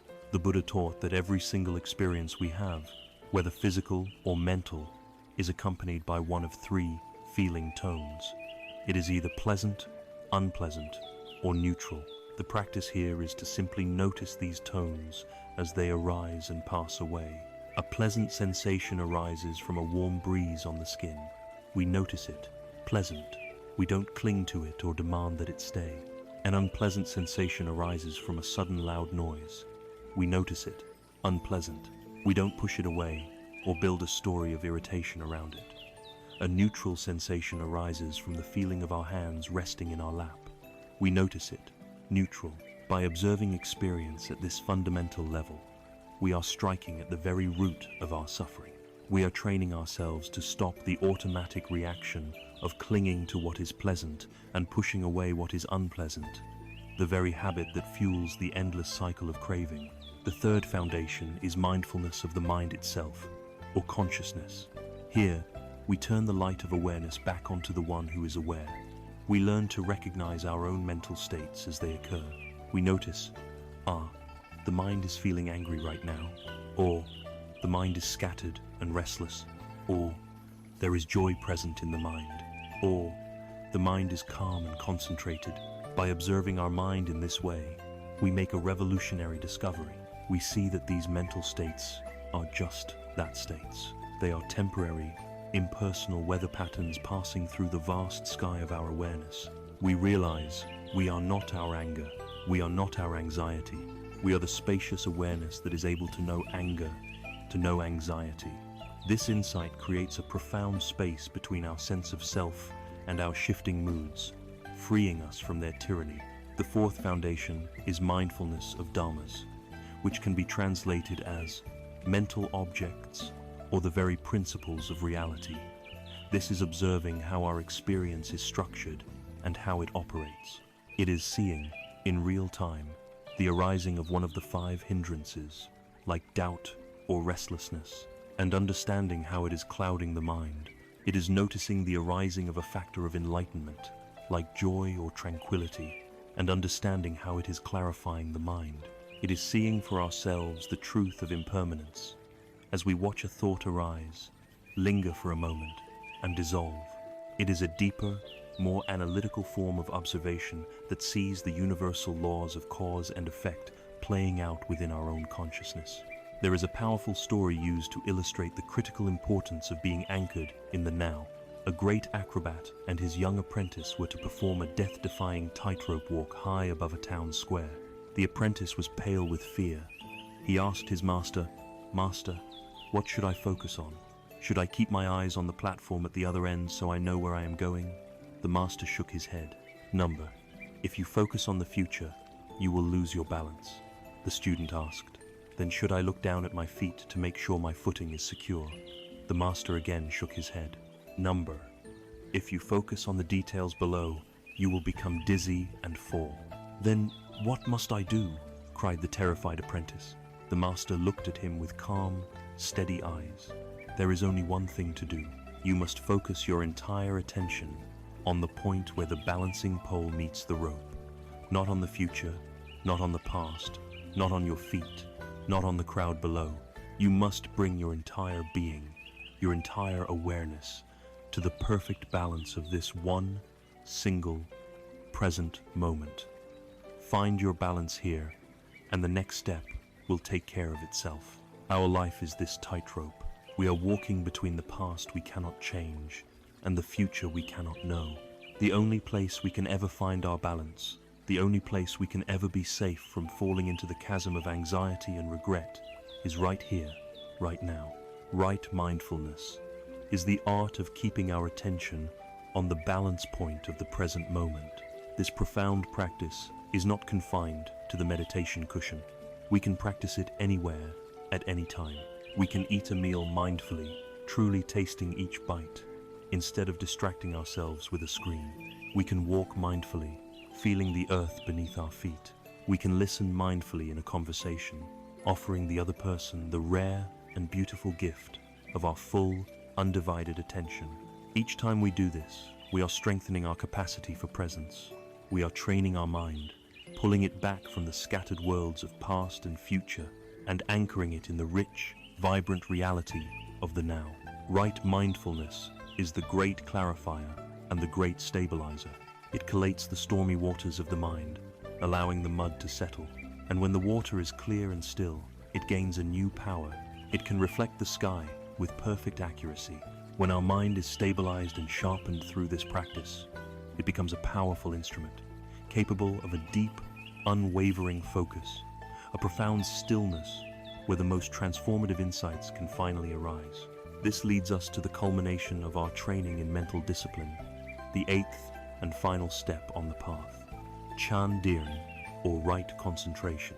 Through the gentle, persistent practice of right mindfulness, we have learned to anchor ourselves in the present moment.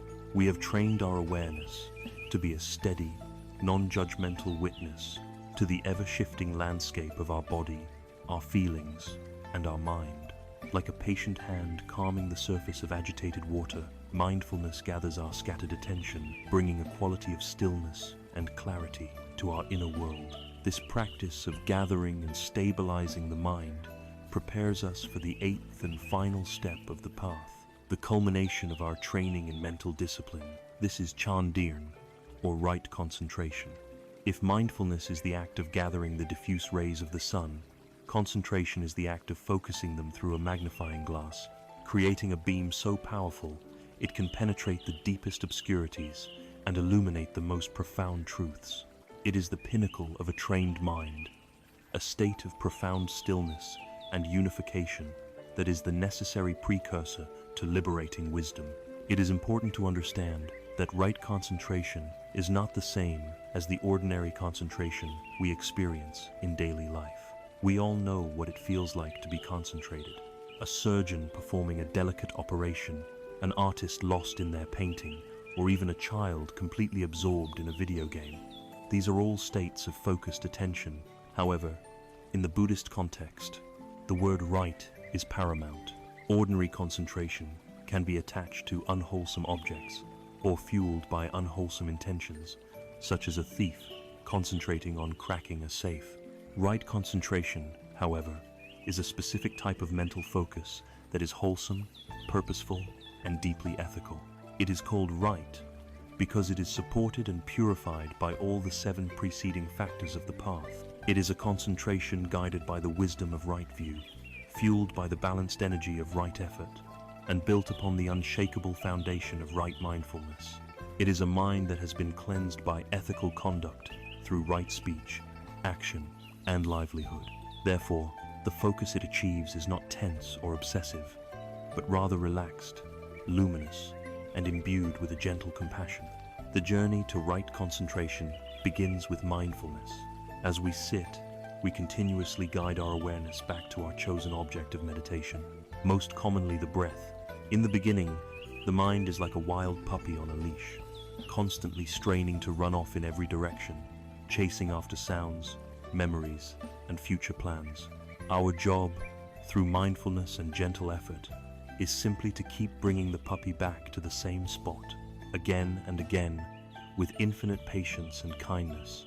At first, the periods of focused attention are fleeting, lasting only a few seconds before the mind wanders off once more.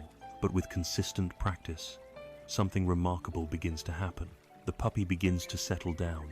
The periods of staying on the object become longer. The mind becomes less fragmented, less agitated. It begins to experience a sense of unification, of being collected and whole. This state of unification is the very essence of concentration. The mind is no longer at war with itself, pulled in 100 different directions. It is gathered, tranquil, and powerful. The classic metaphor for this process is that of a lake filled with murky water. Imagine a lake where the mud and sediment from the bottom have been completely churned up, making the water opaque and brown. You cannot see into its depths. The surface is so agitated that it cannot reflect the sky above. This is the ordinary, untrained mind, clouded and agitated by the constant churning of anxious thoughts, desires, aversions, and distractions. Now, what must you do to make the water clear? You do not have to add a clarifying agent. You do not have to forcefully push the mud down. Your only task is to stop stirring. You simply allow the water to be still. The practice of mindfulness, of letting thoughts come and go without chasing them, is this act of allowing the mind to be still. When this happens, the natural law takes over. The heavy particles of mute or obsessive thoughts and worry slowly begin to settle to the bottom. As they settle, the water becomes progressively clearer. Eventually, a profound stillness and clarity emerges. The water becomes so transparent you can see all the way to the bottom, observing the fish and the plants living there. And the surface becomes as smooth as glass, perfectly reflecting the moon, the stars, and every passing cloud without distortion. This is the state of right concentration. A mind that is concentrated is calm, clear, luminous, and powerful. It now has two extraordinary capacities, just like the clear lake. It can see deeply into its own nature, observing its own workings with unprecedented clarity. This is the faculty of insight, or vipassana, and it can perceive the world with stunning accuracy, reflecting reality as it is, free from the distortions of our own fears and desires. As concentration deepens further, it can give rise to profound states of meditative absorption, known as the jhanas. These are states of immense bliss, joy, and tranquility that arise not from any external sensory pleasure, but purely from the mind's own stillness and seclusion. The experience is one of the outer world fading away, replaced by an inner radiance, and a happiness far more profound and satisfying than anything the world of the senses can offer. These states are not mystical fantasies, they are natural potentials of a mind that has been sufficiently trained and purified. However, it is critically important to understand that these blissful states are not the final goal of the path. They can be seductive, and one could easily get attached to the pleasure they provide, mistaking a beautiful resting place for the final destination. The Buddha was very clear on this point. The goal is not simply to feel good in a trance. The goal is total liberation from all suffering through wisdom. Right concentration is the process of sharpening the tool. The profound stability, clarity, and power of a concentrated mind make it the perfect instrument for the work of insight. The bliss and joy are wonderful byproducts, but the true prize is the mind's newfound capacity to see things as they truly are. A sharpened knife is not an end in itself. Its purpose is to cut. A concentrated mind is the same. Its purpose is to cut through the veils of ignorance. We have now journeyed through the great trainings of ethical conduct, or sila, and have now reached the summit of mental discipline, or samadhi. We stand at a new threshold, equipped with an instrument of unparalleled power and precision, a mind that is unified, calm, stable, and bright. We are finally ready to begin the work of the third and final training, the training in wisdom, or panya. With this powerful, concentrated mind, we can turn the lens of awareness back upon ourselves and begin to investigate the most deeply held and erroneous assumption that governs our entire existence, the very root of our clinging and fear. We are now prepared to look directly into the heart of the illusion of a solid, separate, and unchanging self. We have arrived at a pivotal moment in our journey. Our ethical conduct has provided a stable ground. Our training in mental discipline has culminated in a mind that is calm, clear, unified, and powerful, an instrument of unprecedented precision. We have sharpened the knife of our awareness. Now, we must use it. We now enter the third and final training on the path, the training in wisdom, or panya. And the first object we turn this powerful, concentrated mind toward is the most intimate, most fundamental, and most unquestioned assumption of our entire lives, our very sense of self. Who is this I that is having all these experiences? Who is this being that feels joy and sorrow, that gets angry, that makes plans? Who am I? The answer that the Buddha discovered through his own deep investigation is perhaps the most radical, the most challenging, and ultimately the most liberating teaching in human history. It is the wisdom of anatta, or not self. It is the great unmasking. From the moment we are born, we operate on a deeply ingrained, unspoken assumption. We feel that inside this body, behind these eyes, there is a permanent, continuous, and independent entity that is me. We feel like the CEO in the boardroom of our mind, the unchanging driver of this vehicle of flesh and bone. This self is the one who owns our body, who possesses our thoughts, and who feels our emotions. This core belief in a solid, separate self is the bedrock upon which our entire psychological world is built. It is the absolute center of our universe, and because there is a me, it logically follows that there is a mine, my body, my feelings, my thoughts, my reputation, my possessions. It is this very structure of me and mine that is the source of all our clinging and craving, our pride and jealousy, our fear of loss, and our terror of annihilation. We spend our entire lives polishing, defending, and trying to aggrandize this self, this precious identity we believe ourselves to be. The wisdom of anatta invites us to do something revolutionary. It invites us to actually look for this self. With our calm and concentrated mind, we are asked to turn inward and see if we can find this CEO, this unchanging core of our being. To guide this investigation, the Buddha systematically analyzed our entire human experience into 5 components, or aggregates, known as the khandhas. He said, "Let's look through everything we call me and see if a self can be found." The first aggregate is form. This is our physical body. Look at it. Is this body truly me or mine? It is composed of the 4 elements, of earth, water, fire, and air, all borrowed from the planet. It gets sick without our permission, it ages against our will, and it changes from moment to moment.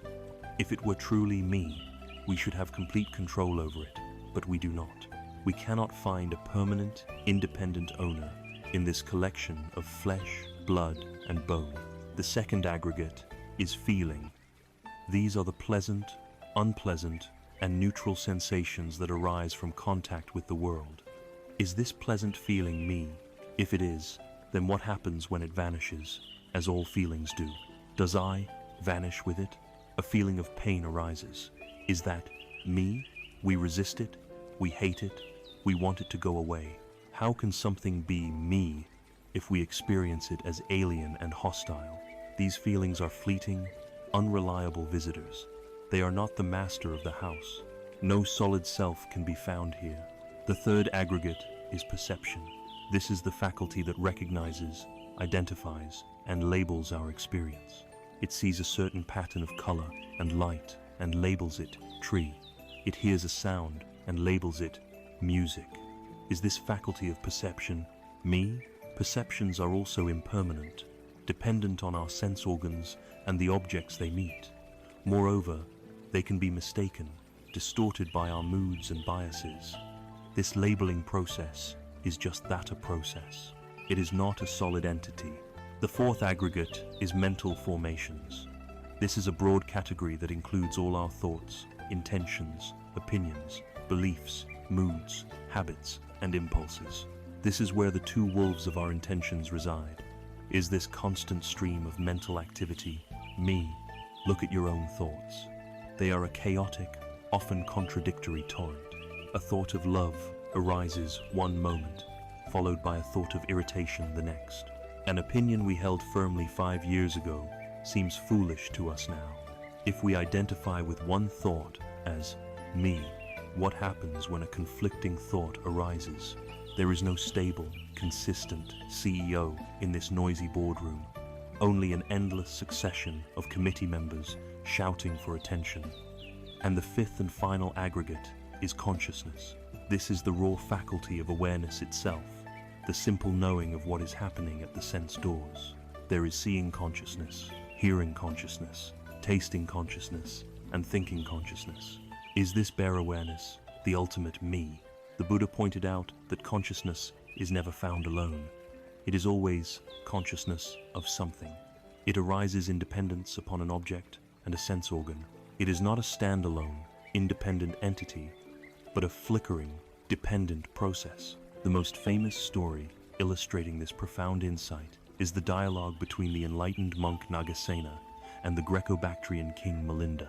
The king, a sharp-witted intellectual, asked Nagasena his name. Nagasena replied that he was known as Nagasena, but this was merely a name, a convenient designation, and that no permanent person or self could be found. The king was astounded and challenged him, saying, "If there is no person, who is it that wears these robes and eats this food?" Nagasena responded with a question of his own.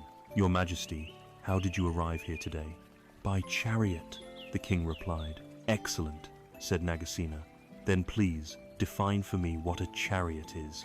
Is the pole the chariot?" "No, venerable sir," said the king. "Are the wheels the chariot? Is the axle, the frame, the ropes?" To each question, the king had to answer no. Nagasena pressed on. "Then is the chariot all of these parts combined?" The king hesitated, but had to admit, "No." "Is the chariot then something else? Something outside of all these parts?"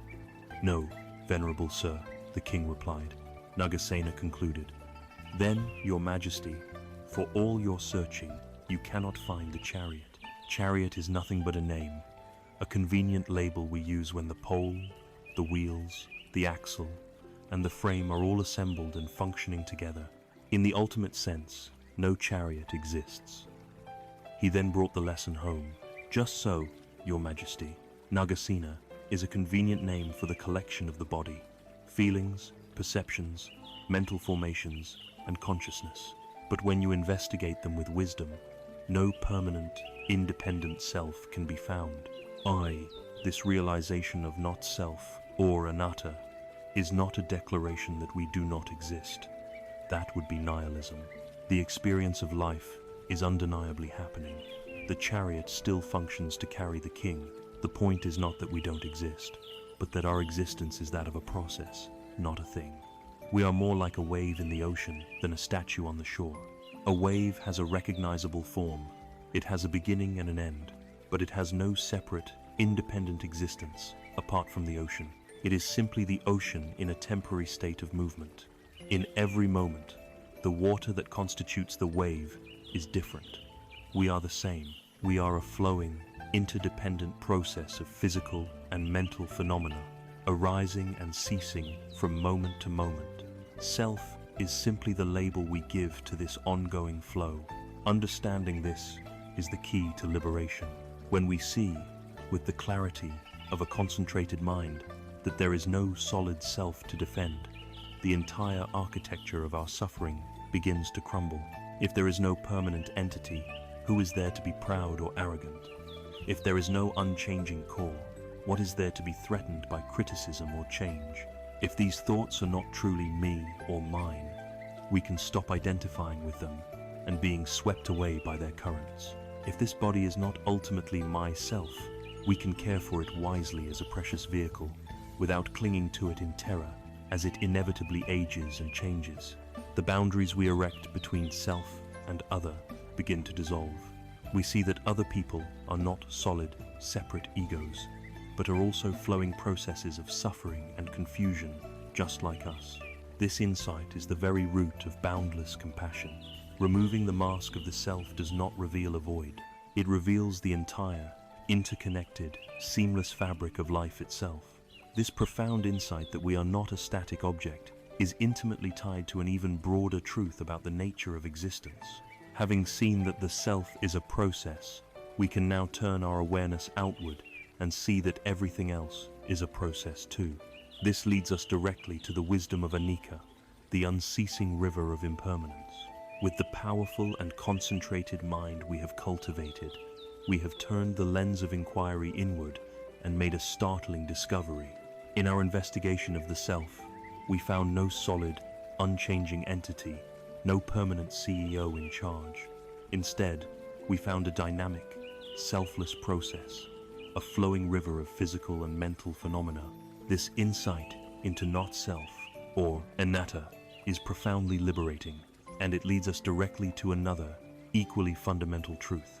The reason we could not find a permanent self is because the very components we investigated, our body, feelings, thoughts, and consciousness, are themselves in a constant state of flux. This brings us to the second of the three great marks of existence, the universal law of Anicca, or impermanence. It is the simple, observable, yet most profoundly resisted truth of our entire lives. Nothing lasts. Everything changes. The law of Anicca states that all conditioned things, which is to say, everything that arises from causes and conditions, are, by their very nature, impermanent. Everything that has a beginning has an end. This applies to everything in the cosmos, without exception. It applies to the life of a star, which is born from gas and dust, shines for billions of years, and eventually dies. It applies to a mighty mountain range, which is pushed up over eons by tectonic plates, and is simultaneously, imperceptibly, being worn down by wind and rain. It applies to our relationships, our societies, our possessions, our health, our youth, and every single thought and feeling that passes through our mind. Everything we can see, touch, or conceive of is a temporary formation, a fleeting pattern in the unceasing dance of existence. Life is not a series of static snapshots. It is a continuously flowing river. Now, this universal law of change is, in itself, completely neutral. It is neither good nor bad. It is simply the way things are. The rain is not sad, it is just raining. The sun is not happy, it is just shining. Change is not tragic, it is just changing. The source of our deep existential suffering, our dukkha, does not come from the fact of impermanence itself. It comes from our profound resistance to it. We try to build our house on the frozen surface of a river in winter, forgetting that spring will inevitably come. We fall in love with a particular pattern in the flowing water and try desperately to scoop it up and hold on to it, only to find it slips through our fingers. This is the human predicament. We crave permanence in a world where none can be found. We cling to pleasant experiences, trying to make them last forever. We grasp at youth and health, trying to halt the natural process of aging. We build monuments to our own identity, hoping to carve a permanent mark on a shifting landscape. This clinging, this grasping, this resistance to the natural flow of life creates a state of constant tension, anxiety, and inevitable disappointment. Inversely, we desperately push away unpleasant experiences. We fight against sickness, we rage against loss, we try to deny the reality of pain. This aversion is the other side of the same coin of resistance. Our suffering is born in the friction between our deep-seated desire for things to be permanent and the undeniable reality that they are not. We don't need to look far to see this truth. We can observe it directly in our own experience. We can begin by contemplating the impermanence of our own body. This body, which we so instinctively call mine, was once a single cell. It grew and changed in the womb, was born, grew through infancy, childhood, and adolescence, and is still changing in this very moment. Old cells are dying, new cells are being born. We breathe in and we breathe out, a constant rhythm of arising and ceasing. We feel energetic one day and fatigued the next. Sickness and health come and go like weather patterns. The body is a living, breathing testament to anicca. It is not a solid object, but a slow-motion process. We can observe the even faster flux of our feelings and emotions. Think of the most intense joy you have ever felt. Where is it now? It arose, it lingered for a time, and it passed away. Think of the deepest sorrow or anger you have ever experienced. It too softened and changed. Our emotional life is like the sky, with moods and feelings passing through like clouds, never staying for long. Understanding this brings immense relief. When we are in the midst of a painful emotion, the wisdom of impermanence reminds us, this too shall pass. We don't have to be so afraid of our feelings, because we know they are not permanent fixtures. They are temporary visitors. Our thoughts are more ephemeral still. They are like bubbles rising to the surface of water, appearing for an instant and then popping. Tens of thousands of them pass through our minds each day. To see their transient nature is to stop taking them so personally, to stop believing every single one of them. We can learn to watch them come and go without getting swept away. To illustrate this truth, let us contemplate the life of a cloud. It is born from conditions we cannot see, from the marriage of sun and water, as invisible vapor gathers and coalesces into a visible form. Once born, it is never static.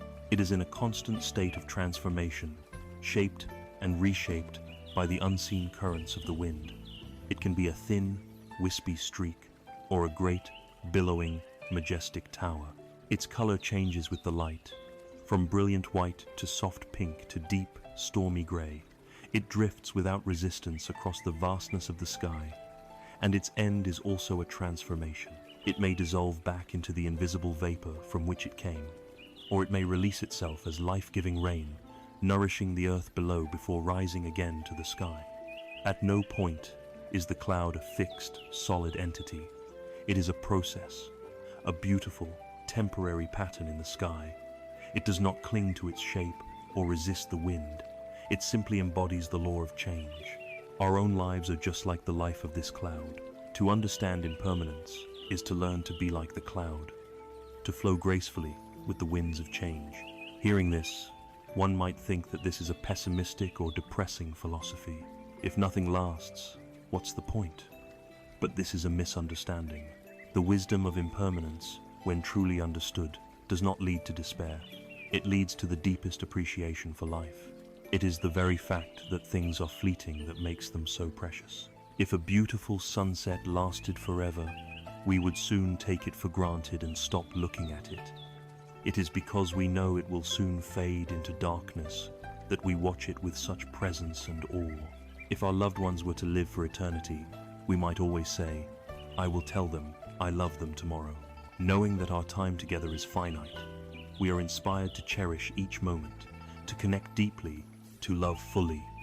Right now, impermanence is also what makes growth, healing, and forgiveness possible. Because we are not fixed, we are not defined by our past mistakes.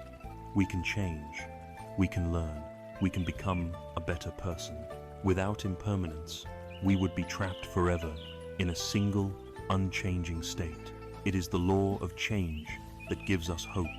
The truth of not self revealed that the dancer is not a solid thing. The truth of impermanence reveals that the dance is one of constant, unending motion. Seeing this, truly seeing this with a mind that is calm and clear, leads to a natural and effortless unfolding in the heart. We begin to loosen our grip. We see the utter futility of trying to hold on to the water of the river. We begin to let go. This is not a letting go born of indifference or resignation. It is not giving up on life. It is a letting go born of profound wisdom and love. It is the recognition that the only way to truly experience the river is to open our hands and let it flow through them. This wise, compassionate release is the next stage of our journey. It is the art of nekama, the art of letting go. We have journeyed deep into the heart of wisdom. With a mind made sharp and steady through concentration, we have investigated the nature of our own being and found not a solid, separate self, but a selfless, flowing process. We have looked at the world and have seen not a collection of static objects, but an unceasing river of impermanence, where everything that arises must also pass away. To see these truths clearly and directly is to stand at the edge of a profound precipice. It is to realize that our entire life has been spent in a state of struggle, trying to protect a self that cannot be found, and trying to hold on to a world that cannot be held. To see this is to understand the utter futility, the inherent stress of all our clinging and grasping, and from this deep seeing, a natural and liberating response begins to emerge in the heart. We begin to unclench our fist. We begin to let go. This is the art of nekama, a word often translated as renunciation. But for many of us, renunciation sounds like a grim and joyless act of deprivation. So let us instead call it by its true name, the art of liberation, the wisdom of letting go. It is crucial to understand that wise renunciation is not about hating the world or punishing ourselves. It is not an act of aversion. The practice is not about selling all our possessions and moving to a cave in the mountains, unless one is so called. For most of us, true renunciation is an internal practice, a radical shift in our relationship to our own experience. It is not about giving up our car. It is about giving up our obsessive attachment to the car. It is not about renouncing relationships. It is about renouncing our clinging and controlling behavior within those relationships. It is the letting go of our desperate grip on sense pleasures, on our deeply entrenched opinions, on our carefully crafted image of who we are, and on our rigid expectations of how life is supposed to unfold. It is the gentle release of the heavy burdens we have been carrying for so long, burdens we may not have even realized were optional. To understand the power of this, we must first recognize that there are two fundamentally different kinds of happiness. The first, and the one our society almost exclusively promotes, is the happiness of addition. This is the pleasure that comes from gaining something we want, the thrill of a new purchase, the satisfaction of a promotion, the taste of a delicious meal, the validation of a compliment, This kind of happiness is entirely dependent on external conditions. And because, as we have seen, all conditions are impermanent, this happiness is inherently fragile, unreliable, and short-lived. It creates a cycle of addiction. As soon as one pleasure fades, we must immediately seek the next one to avoid the underlying feeling of lack. It is the happiness of a thirsty person who finds a small cup of salt water it, momentarily quenches the thirst, but ultimately makes it worse. The second kind of happiness is the happiness of subtraction. This is the peace of renunciation. It does not come from getting what you want, but from the radical act of being free from the wanting itself. Think of the deep relief that washes over you when you finally let go of a long-held grudge. That is the happiness of subtraction. Think of the lightness you feel when you abandon the need to win an argument and instead choose to listen with an open heart. That is the happiness of subtraction.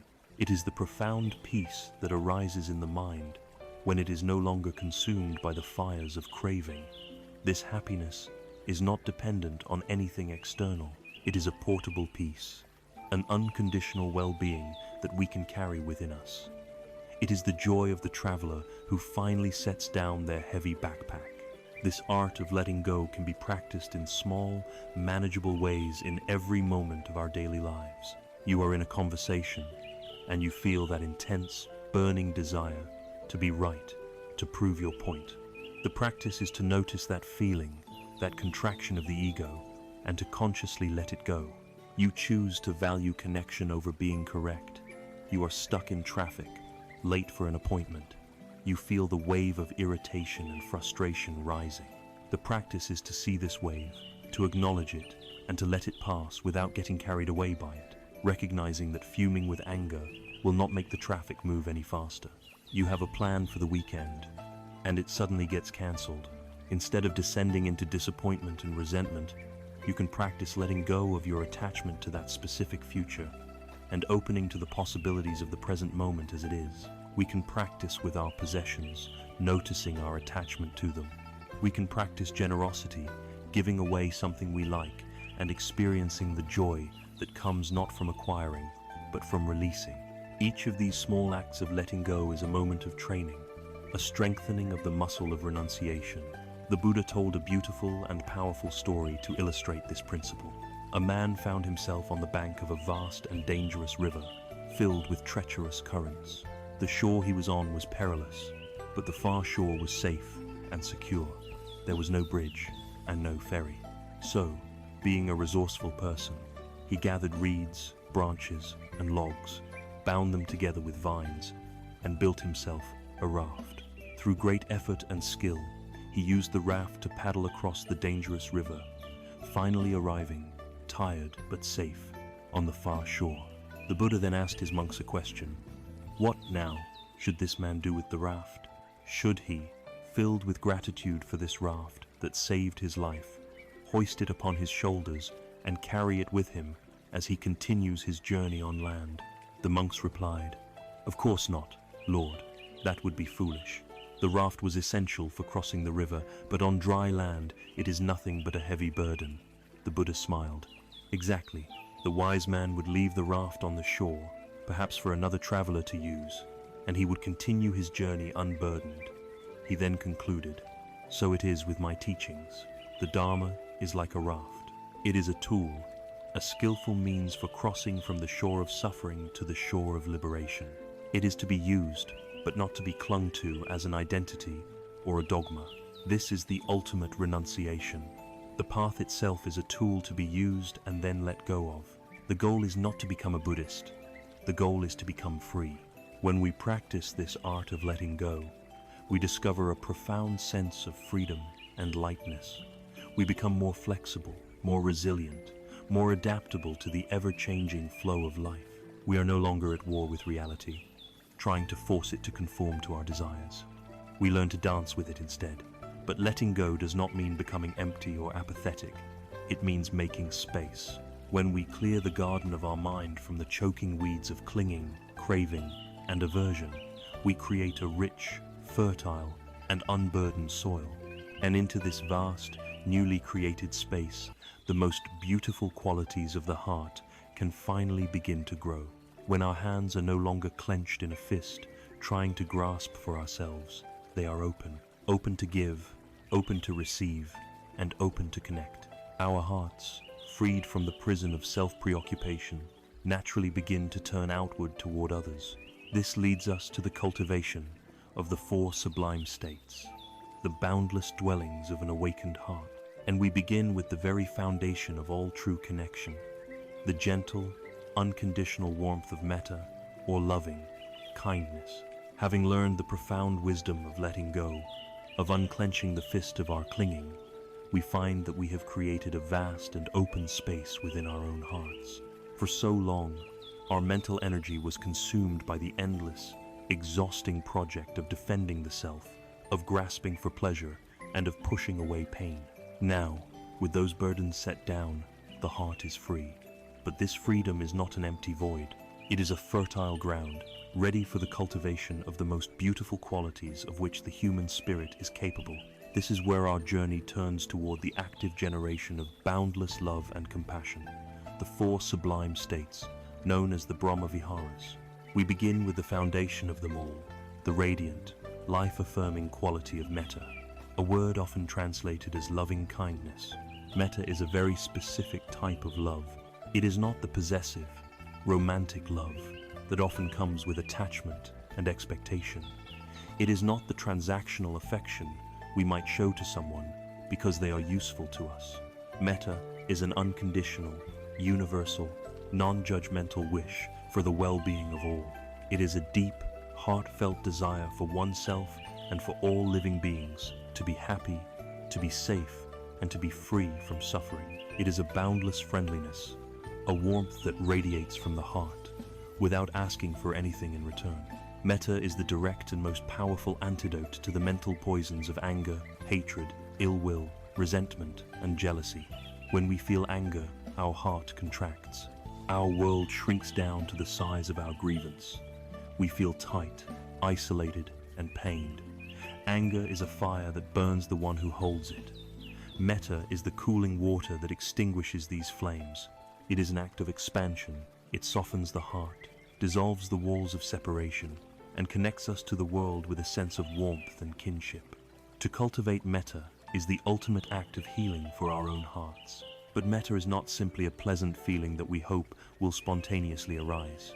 It is a skill that can be deliberately and systematically cultivated. The primary method for this is the practice of metta meditation, a beautiful and transformative technique for expanding the heart. The practice traditionally unfolds in a series of stages, like ripples expanding outward from the center of a pond. And the center, the place where we must always begin, is with ourselves. For many of us, particularly in the West, this can be the most difficult step. We are often filled with self-criticism and judgment, but the logic is simple and profound. We cannot offer water to others from an empty well. We cannot genuinely wish for others to be happy if we do not first extend that same kindness to ourselves. So, we begin by silently offering these phrases of kindness to our own being. May I be happy. May I be healthy. May I be safe. May I live with ease. We repeat the phrases gently, allowing the intention behind them to permeate our heart. We are planting the seeds of self-acceptance and self-compassion. Once we have established a foundation of kindness for ourselves, we expand the circle. We bring to mind a person for whom we feel easy and uncomplicated love and respect. This could be a dear friend, a beloved family member, a mentor, or even a pet. Holding their image in our mind, we extend the same wishes to them. May you be happy. May you be healthy. May you be safe. May you live with ease. At this stage, the feeling of metta often flows naturally as we tap into our genuine love for this person. The goal is to let this warmth grow, to savor the feeling of a heart that is giving freely. Next, we stretch the muscle of the heart further. We bring to mind a neutral person. This is someone we see in our daily lives, but have no strong feelings about one way or the other. The cashier at the supermarket, the person who delivers our mail, someone we pass on our commute. We often live surrounded by such people. seeing them as two-dimensional figures rather than as complex human beings. In this stage, we hold their image in our mind and offer them the very same wishes. May you be happy. May you be healthy. This practice begins to break down the walls of indifference that we erect around ourselves. It helps us to see the shared humanity in strangers, to recognize that they too just want to be happy. The fourth stage is the most challenging and, in many ways, the most transformative. We bring to mind a difficult person. This is someone with whom we have conflict, someone who has hurt us, or someone we simply dislike. This requires great courage and wisdom. It is crucial to understand that this is not about condoning their harmful actions or forcing ourselves to like them. It is a practice for our own benefit. It is about freeing our own heart from the prison of resentment. As long as we hold hatred for someone, we are bound to them in a painful, toxic connection. To wish them well is to cut those chains. It is the ultimate act of reclaiming our own inner freedom. We start gently, perhaps with someone only mildly irritating, and with the same intention, we offer the phrases, "May you be happy." It may feel mechanical at first, but with persistence, it begins to dissolve the hardness in our own heart. Finally, having worked through these specific categories, we allow our metta to become boundless. We radiate this feeling of loving kindness in all directions, front, back, left, right, above, and below. We extend it to all beings, without exception, to our friends, our enemies, and everyone in between, to all humans, in all countries, to all animals, insects, and creatures in the sea and sky, to all beings seen and unseen, in all realms of existence. We hold the entire world in our heart and bathe it in the simple, powerful wish. May all beings be happy. May all beings be well. The ideal for this boundless, unconditional love is beautifully captured in the image of the sun. The sun rises in the morning and shines its light upon the world. It does not choose who is worthy of its warmth. Its light falls equally upon the beautiful rose and the thorny weed. It warms the body of the saint and the sinner. It shines on the palace of the rich and the shack of the poor. The sun does not ask for anything in return. It does not need the flowers to praise its light. Its very nature is simply to shine, to give warmth, to radiate energy. A heart that has been fully cultivated with metta becomes like the sun. Its very nature becomes one of kindness. It radiates a gentle warmth to all it encounters, without prejudice, without discrimination, without expecting anything back. It becomes a source of light and comfort in the world, simply by being what it is. This practice of loving kindness transforms us. It is not a passive emotion, but an active skill we are developing. Each time we choose to respond with metta instead of irritation, with friendliness instead of judgment, we are carving a new neural pathway in our brain. We are changing our habitual reactions. Over time, we find ourselves becoming more patient, more forgiving, and more open. Our interactions with the world soften. We see the good in people more readily. And as we fill the space within us with this unconditional warmth, another sublime quality naturally begins to arise. As we sincerely wish for all beings to be happy, we inevitably encounter the reality that many beings are not. They are suffering. And when our open, loving heart makes contact with the pain of the world, our wish for their happiness transforms into a deep, resonant trembling, an active desire to help relieve their suffering. This empathetic response to pain is the next sublime state, the next expansion of the heart. It is the practice of karuna, or compassion. As we practice watering the garden of our heart with the unconditional warmth of loving kindness, or metta, our inner landscape begins to change. The hard, dry ground of indifference and resentment softens. We become more open, more connected, more genuinely invested in the well-being of others. Our sincere wish becomes, may all beings be happy. But as our heart opens to the world, we are inevitably met with a profound and unavoidable truth. Many beings are not happy. The world is filled with suffering, both great and small. Our newly sensitized heart, filled with loving kindness, now makes contact with this pain. And in that contact, a new quality is born. Our gentle wish for another's happiness transforms into a powerful, trembling empathy with their suffering. This is the birth of the second sublime state, karuna, which we translate as compassion. If loving kindness is the wish to give happiness, compassion is the wish to remove suffering. It is the heart's quiver. It's tender, trembling in the face of pain. It is essential to distinguish true compassion from what are sometimes called its near enemy states that look similar but are fundamentally different. The first near enemy is pity. Pity establishes a distance between ourselves and the one who is suffering. It looks down from a position of superiority and says, "Oh, you poor thing, I am so glad that is not me." Pity creates separation. Compassion, on the other hand, is built on a sense of equality and shared humanity. It recognizes that the other person's suffering is our suffering. It says, "I see your pain, and it touches my heart. We are in this together." It closes the distance. The second near enemy is overwhelming grief or horror. This is when we are so consumed by another's pain that we become paralyzed by our own despair or anxiety. We get lost in the story, becoming agitated and distraught. This state, while it may feel empathetic, is not helpful. It adds more suffering to the world. True karuna is balanced with wisdom and equanimity. It is brave enough to feel the pain of the world without being drowned by it. It remains clear-headed, strong, and therefore able to offer effective help. Compassion is not a weakness. It is a profound and resilient strength. Just as metta is the direct antidote to anger, karuna is the specific medicine for two of the most hardened states of the human heart, cruelty and indifference. Cruelty is the active wish to cause harm. It stems from a complete shutdown of empathy. Compassion makes cruelty impossible, for when we truly feel another's pain, the desire to inflict more pain becomes unthinkable. The other state is indifference. This is the cold, sterile belief that the suffering of others is not my problem.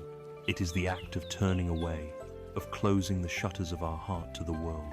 In our modern age, this is a constant temptation.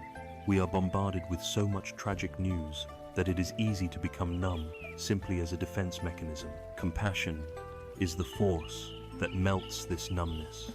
It reminds us of our profound interconnectedness, of the truth that my well-being is ultimately inseparable from your well-being. It is the courage to keep our hearts open, even when it hurts.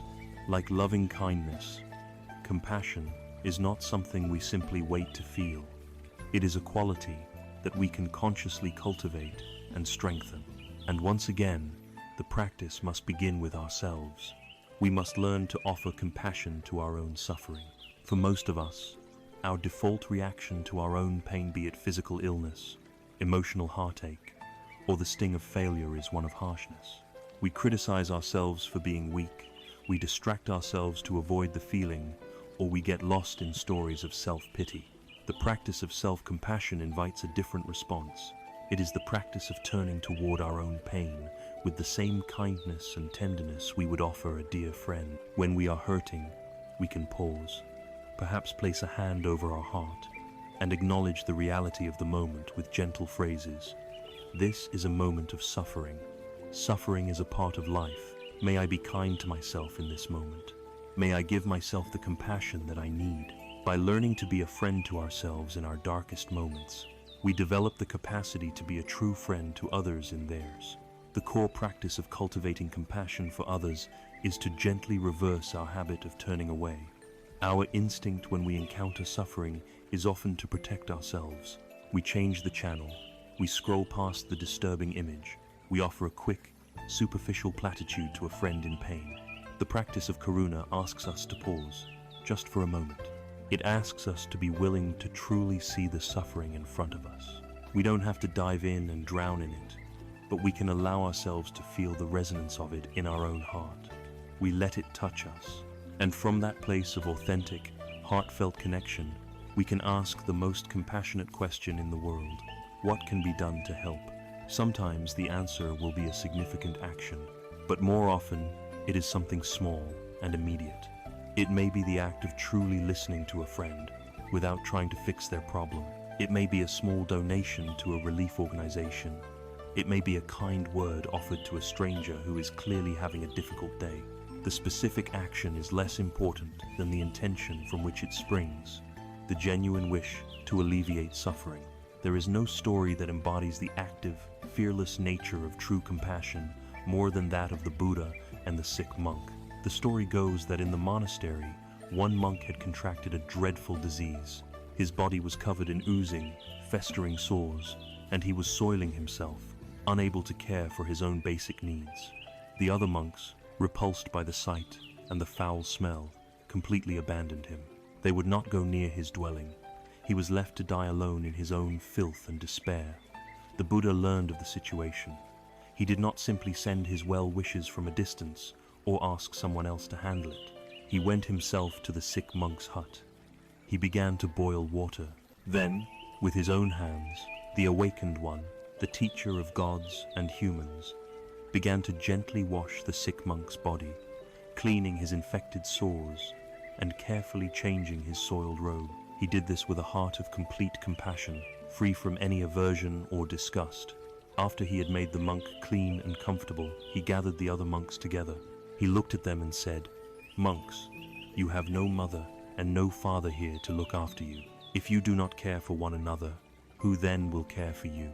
Know this, whoever would tend to the sick is tending to me." This powerful account shows that karuna is not a lofty, abstract feeling. It is embodied love. It is the willingness to show up, to get our hands dirty, to do what is necessary to ease the suffering of another, no matter how unpleasant or inconvenient. It is the fusion of a tender heart and a strong back. The Buddha demonstrated that caring for the most vulnerable and forgotten among us is not a distraction from the spiritual path. It is the path itself in its highest expression. As we cultivate metta and karuna, we build a powerful foundation of benevolent engagement with the world.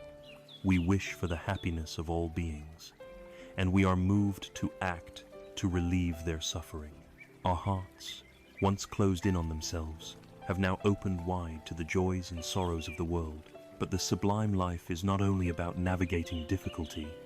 As our hearts become more open and less self-absorbed, we also become more capable of celebrating the good.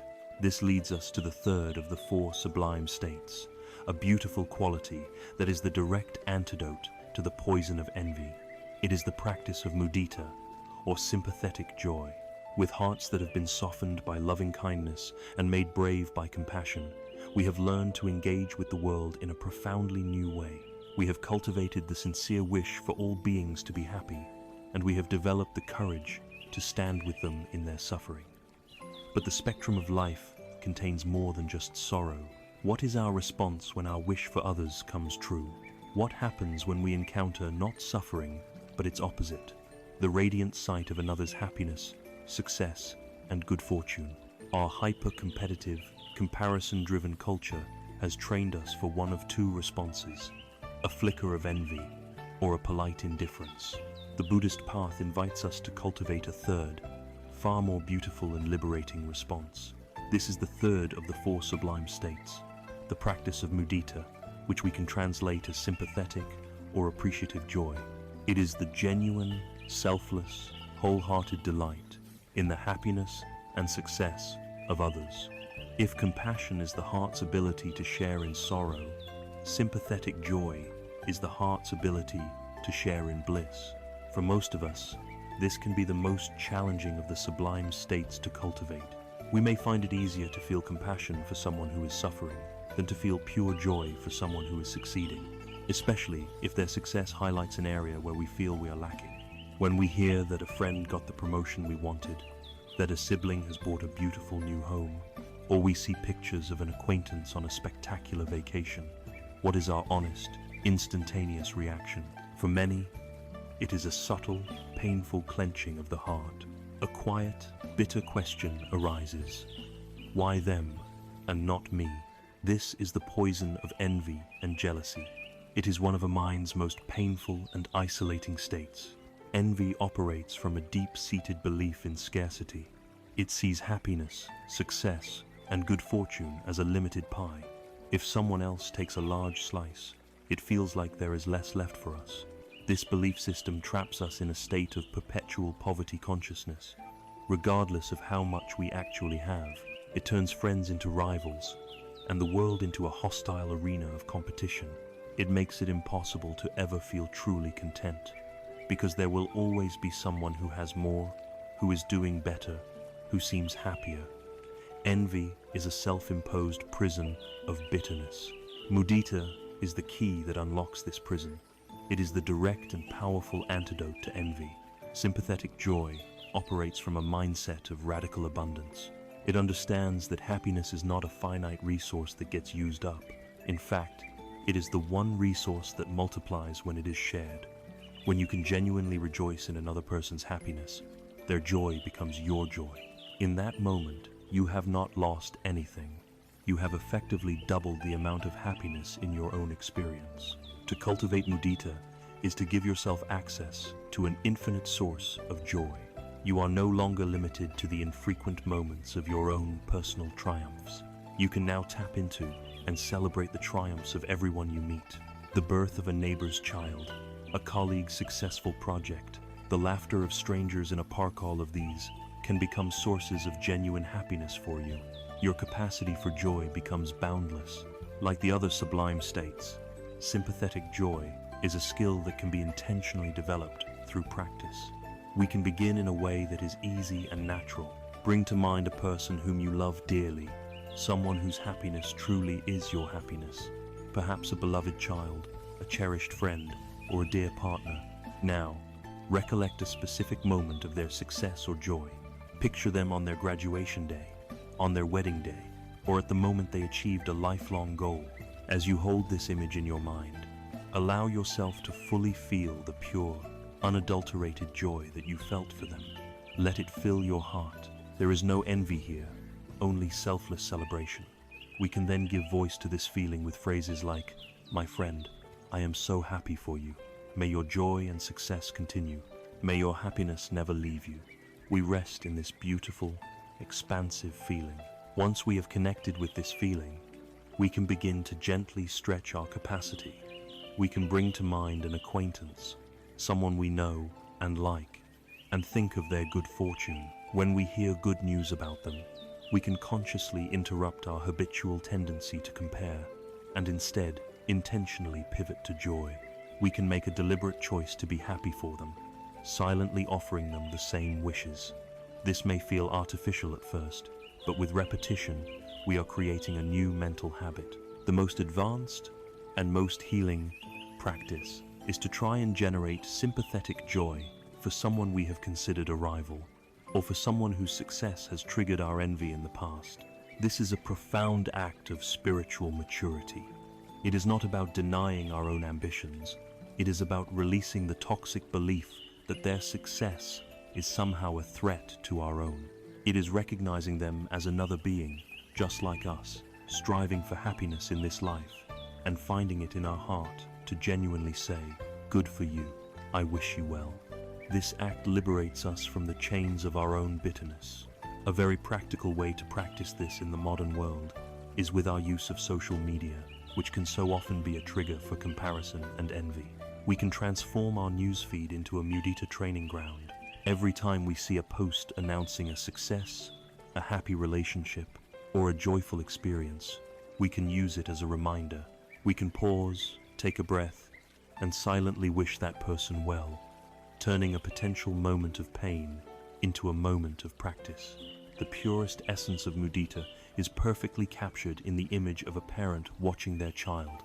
Imagine a mother or father in an audience, watching their child on a stage, perhaps receiving an academic award or performing in a school play. The parent's heart swells with a joy that is utterly selfless and pure. There is not the slightest trace of envy. The parent is not thinking, "I wish I were up on that stage." Their child's success is their success. Their child's happiness is their happiness. The boundary between their joy and their child's joy dissolves completely. This feeling, this pure, vicarious, and expansive delight is the seed of mudita that exists in every single one of us. The practice, then, is to learn how to nurture this seed. It is to learn how to take this feeling we have for a beloved child and gradually extend it outward to our friends, our neighbors, our colleagues, even to strangers, until we can look upon the whole world with the proud, loving, and celebratory eyes of a parent. Sympathetic joy, then, is a radical generosity of the spirit. It is the choice to celebrate life wherever we find it flourishing. It frees us from the cramped, dark prison of envy and opens our hearts to the vast, sunlit landscape of shared happiness. With metta, we plant the seeds of happiness. With karuna, we pull the weeds of suffering. And with mudita, we celebrate the blossoming of every flower in the garden. These three sublime states, loving kindness, compassion, and sympathetic joy, represent a complete and beautiful way of engaging with the world. But for this engagement to be sustainable, for it not to lead to burnout or attachment, it needs a foundation. It needs an anchor of profound stability and wisdom. What happens when we have done all we can? When we must accept the things we cannot change? What quality of mind allows us to remain balanced and peaceful amidst the endless, uncontrollable tides of joy and sorrow? This need for a stabilizing wisdom brings us to the fourth and final sublime state, the crowning jewel of the four. It is the practice of upekkha, or equanimity. We have journeyed through the beautiful, expansive territories of the heart. We have opened ourselves to the world with the unconditional warmth of loving kindness, the tender trembling of compassion, and the selfless delight of sympathetic joy. Our hearts are now actively engaged with the world, wishing for the happiness of others, feeling their pain, and celebrating their successes. These three sublime states are the sails of our spiritual life, catching the winds of experience and moving us toward connection and love. But a ship that consists only of sails is dangerously incomplete. It can be driven wildly off course by the first strong gust, or even capsized by a powerful storm. For a ship to be seaworthy, it needs more than just the power to move. It needs a source of stability. It needs a heavy keel, deep beneath the water, that keeps it upright and on course no matter how fierce the winds may blow. This stabilizing force, this profound ballast for the heart, is the fourth and final sublime state. It is the crowning jewel that balances and perfects the other three. It is the unshakable peace of upekkha, or equanimity. It is vital to understand what equanimity is and what it is not. Due to a poverty of language, upekkha is often translated as indifference, and this is a terrible and misleading mistake. Indifference is a cold state. It is a form of aversion, a turning away from the world based on fear or ignorance. Indifference says, I don't care about your pain or your joy. It is not my problem. It is a contraction of the heart, a state of numbness. Equanimity is the exact opposite. It is not a contraction, but a vast, spacious expansion. It is a heart that cares so deeply, so completely, that it is no longer knocked off balance by the constant fluctuations of the world. Equanimity is a peace that is born not of ignorance, but of profound wisdom. It is the ability to be fully present with life, in all its beauty and all its pain, without being swept away. It is the steady heart that can say, I care deeply about your joy and your suffering, and because I care so deeply, I will remain calm and clear, so I can be of genuine service and not get lost in the drama of it all. It is love and wisdom fused into a state of unshakable serenity. The world we live in is constantly bombarding us with forces that threaten to throw us off balance. The Buddha described these as the 8 worldly winds, 4 pairs of opposites that are always blowing, pushing and pulling at our minds. The first pair is pleasure and pain. We spend our lives chasing pleasant feelings and running from painful ones. The second is gain and loss. We feel elated when we gain wealth, status, or possessions, and we feel devastated when we lose them. The third is praise and blame. We are addicted to the praise of others, and we are deeply wounded by their criticism and blame. And the fourth is fame and disgrace. We crave recognition and a good reputation, and we live in fear of being shamed or forgotten. Our entire unawakened life is a frantic dance, constantly trying to stay in the path of the favorable winds and avoid the unfavorable ones. Equanimity is the art of learning to stand still and let the winds blow. It is the discovery of a place of inner stability that is not dependent on the external weather patterns of our lives. The most powerful image for this state of being is that of a great, ancient mountain. Imagine a vast mountain, its base rooted deep in the earth, its peak touching the sky. It has stood there for millions of years. The winds howl around it. Scorching gales blow from the east. Torrential, monsoonal rains lash it from the south. Freezing blizzards assault it from the north, and dry, dusty winds attack it from the west. The weather is constantly changing, sometimes calm and sunny, sometimes violent and stormy. But what is the mountain's response? The mountain does not move. It does not complain about the storm, nor does it cling to the sunny day. It does not tremble in the wind or rejoice when it stops. It simply stands, solid, grounded, majestic, and unshakable. It allows the weather to happen, but it remains untouched in its essential nature. To cultivate equanimity is to become this mountain. The 8 worldly winds of praise and blame, gain and loss, pleasure and pain, can blow as fiercely as they like, but our inner core, our deep sense of well-being, remains stable and at peace. We are grounded in a reality that is far deeper and more real than the fleeting conditions of our life. This profound stability does not come from gritting our teeth or suppressing our emotions. It arises naturally from the soil of wisdom. It is the direct fruit of seeing reality clearly. It is especially supported by our understanding of 2 key principles we have already explored. The first is impermanence, anicca. When we know, in our bones, that all states are temporary, we stop clinging to them so tightly. When we are experiencing praise or pleasure, we can enjoy it fully, but without grasping, because we know it will pass. When we are experiencing blame or pain, we can endure it with grace and patience, because we know this too shall pass. This deep understanding of impermanence allows us to hold all of life's experiences with a lighter, more open hand. The second pillar of wisdom is our understanding of karma. We know that we are the heirs of our own actions, and that other beings are the heirs of theirs. We can do our best to act with kindness and help others, but we cannot control the outcomes of their lives. Their happiness and suffering arise from a complex web of causes and conditions that are far beyond our control. This understanding frees us from the burden of feeling responsible for everyone's destiny. It teaches us where our power begins and where it ends. We do what we can with a compassionate heart, and then we let go, accepting the results with a peaceful mind. It is this quality of upekkha that protects and purifies the other 3 sublime states, allowing them to be truly boundless.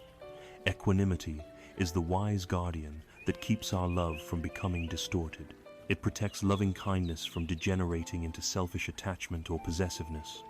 It protects compassion from being overwhelmed by grief and turning into burnout or despair. It protects sympathetic joy from becoming mindless revelry or excitement, or from being disappointed when the other person's good fortune eventually changes.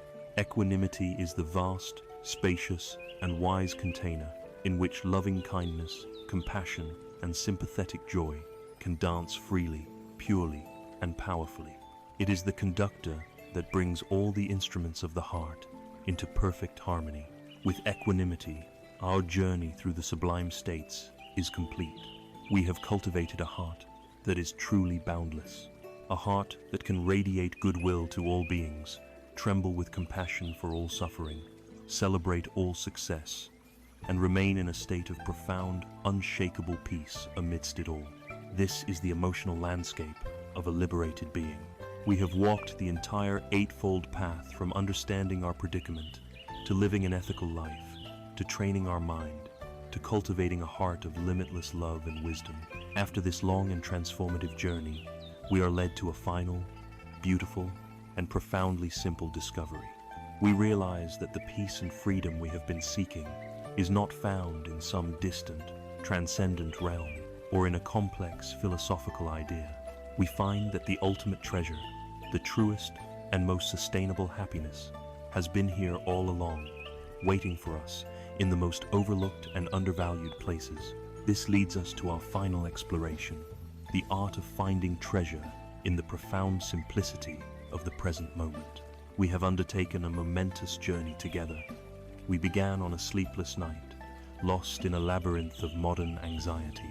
We walked the noble eightfold path, step by step, transforming our view, our intentions, our words, and our actions. We learned to train the mind, to cultivate a powerful, stable awareness. We explored the profound truths of our own selfless and impermanent nature. We learned the art of letting go, and in the space that opened, we cultivated a heart of boundless love, compassion, joy, and equanimity. After this epic voyage across the vast ocean of the Dharma, where do we finally make landfall? What is the ultimate destination? The beautiful, surprising, and profoundly simple answer is that we arrive right back where we started, in the midst of our own ordinary, everyday life. The entire journey was not to escape this life, but to learn how to live it. The goal was never to arrive at a spectacular, otherworldly destination, but to finally learn how to be fully present in our own home, with new eyes to see the treasure that has been scattered at our feet all along. Our entire culture teaches us that happiness is a project of addition. We are conditioned to believe that we will finally be happy when we get something more money, a better job, a more attractive partner, a more exciting experience. We live in a state of perpetual striving, always chasing the next thing on the horizon, believing it holds the key to our contentment. The spiritual path reveals this to be a profound illusion. After all our investigation, we come to see that true, sustainable happiness is not a practice of addition at all. It is a practice of subtraction. It is the peace that comes not from satisfying our desires, but from the freedom of needing less. It is the joy that arises not from the frantic pursuit of pleasure, but from the simple absence of inner turmoil. We have spent our lives trying to add more and more pleasurable decorations to the prison cell of our ego. The path has taught us, instead, how to dismantle the prison walls altogether. This is the great reversal of the spiritual life. Peace is found not in getting what we want, but in wanting what we have. What is the nature of this quiet joy? It is not the loud, feverish excitement of a sensory high. It is the subtle, background hum of well-being that becomes audible only when the noisy machinery of craving and aversion finally powers down. It is the simple, profound pleasure of an untroubled mind. Imagine the feeling of relief when a chronic headache finally subsides. You may not have even noticed the constant, low-level pain until it was gone, and in its absence, there is a simple, beautiful peace. The joy of an untroubled mind is like this. It is the bliss of non-conflict, the contentment of a mind that is no longer at war with itself or with the world.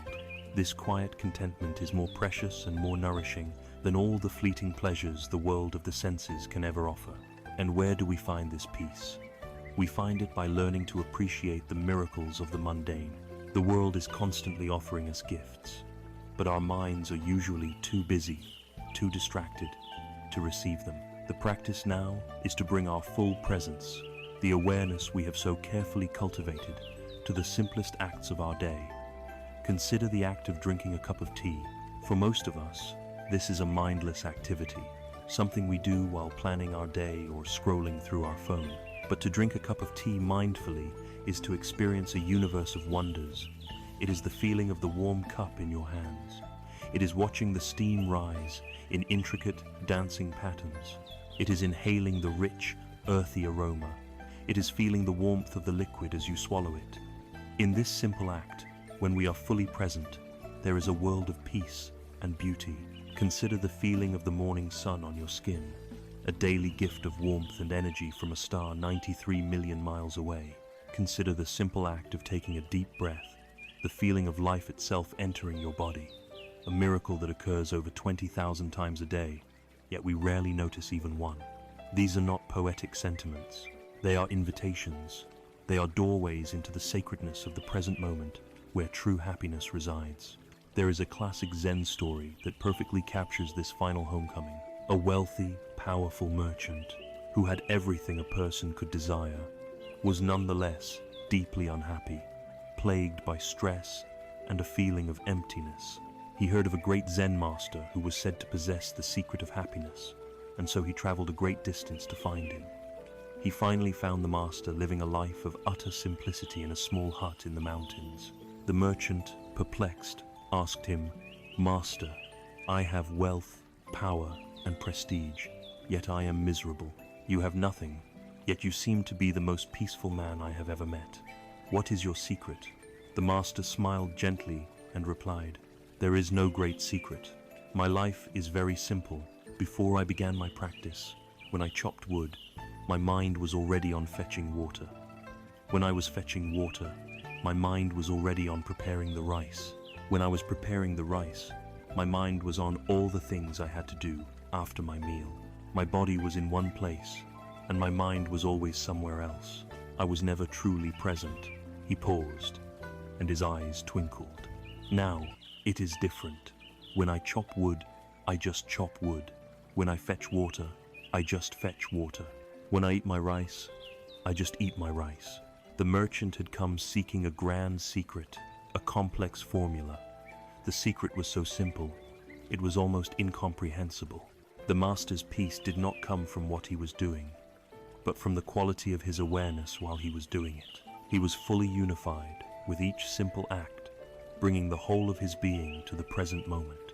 This is the ultimate destination of the path, not to attain a different life in a different place, but to learn to live this ordinary life with an extraordinary presence. This leads to the ultimate wisdom of contentment. Healing is not about becoming a perfect person who never makes mistakes or feels pain. Life will always have its imperfections. True healing is learning to live at peace with our own imperfections and the imperfections of the world. It is the deep, heartfelt acceptance of what is. It is the realization that this moment, right now, is enough. This breath is enough. This life, with all its joys and sorrows, is enough. This is the final letting go. It is the end of the search for something more, and the beginning of a deep appreciation for everything we already have.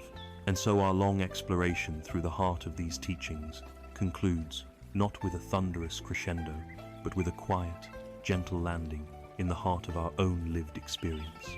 The spiritual journey does not, in the end, take us to a heaven in the sky. It returns us to the sacredness of the earth beneath our feet, to the divinity hidden in a simple cup of tea, and to the boundless peace available in a single conscious breath.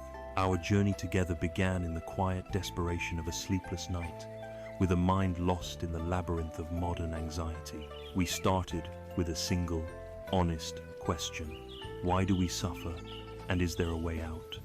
From that starting point, we have walked a long and ancient path. We began by bravely diagnosing the wound, the pervasive unsatisfactoriness of life, the Buddha called dukkha. We then investigated its root cause, not in the world outside, but in the frantic, thirsty clinging of our own minds, the state of Tana. And most importantly, we discovered that there is a cure, a gentle, practical, and profound path to healing, the Noble Eightfold Path. We walked this path together, step by step. We recalibrated our vision of reality, learning to see the world not as a collection of solid things, but as a selfless and impermanent flow. We learned to align our intentions, our speech, our actions, and even our daily work with the principle of non-harming, building a stable ground of ethical integrity. From that foundation, we undertook the great work of training the mind itself, cultivating a balanced effort, a present moment awareness, and a deep, unwavering concentration. And with that clear and steady mind, we opened our hearts, learning to let go of our attachments and to cultivate a boundless love, a brave compassion, a selfless joy, and an unshakable equanimity. We have traveled from confusion to clarity, from a contracted heart to an open one, from a state of inner war to a state of inner peace. And so we arrive at the heart of the matter, the core message that this entire journey has been designed to reveal. Peace is not a destination you will one day arrive at when all of your problems have been solved. It is not the absence of storms in your life. It is, instead, an inner capacity, a skill that can be learned and cultivated. It is the ability to be with the storm, to feel the wind and the rain, without being swept away by it. It is the art of finding the eye of the hurricane within your own being, that quiet, still center that remains untouched by the chaos swirling around it. The deep rest that our souls crave is not found in the silence of the external world, for the world will never be perfectly silent. It is found in the stillness that we learn to create, to nurture, and to cherish within ourselves. You do not need to call yourself a Buddhist or adopt any foreign culture to benefit from this timeless wisdom. These teachings are not a dogma to be believed, but a set of tools to be used. And these tools, the anchor of mindfulness, the warmth of compassion, the freedom of letting go, the wisdom of impermanence are now in your hands. You have the map and you have the compass. The journey to healing does not require a grand pilgrimage to a faraway land. It begins right where you are, in the landscape of your own mind and heart. It begins with a single, quiet choice. The choice to turn inward, to listen deeply, and to begin the gentle work of tending to the garden of your own mind, starting right now with a single conscious breath.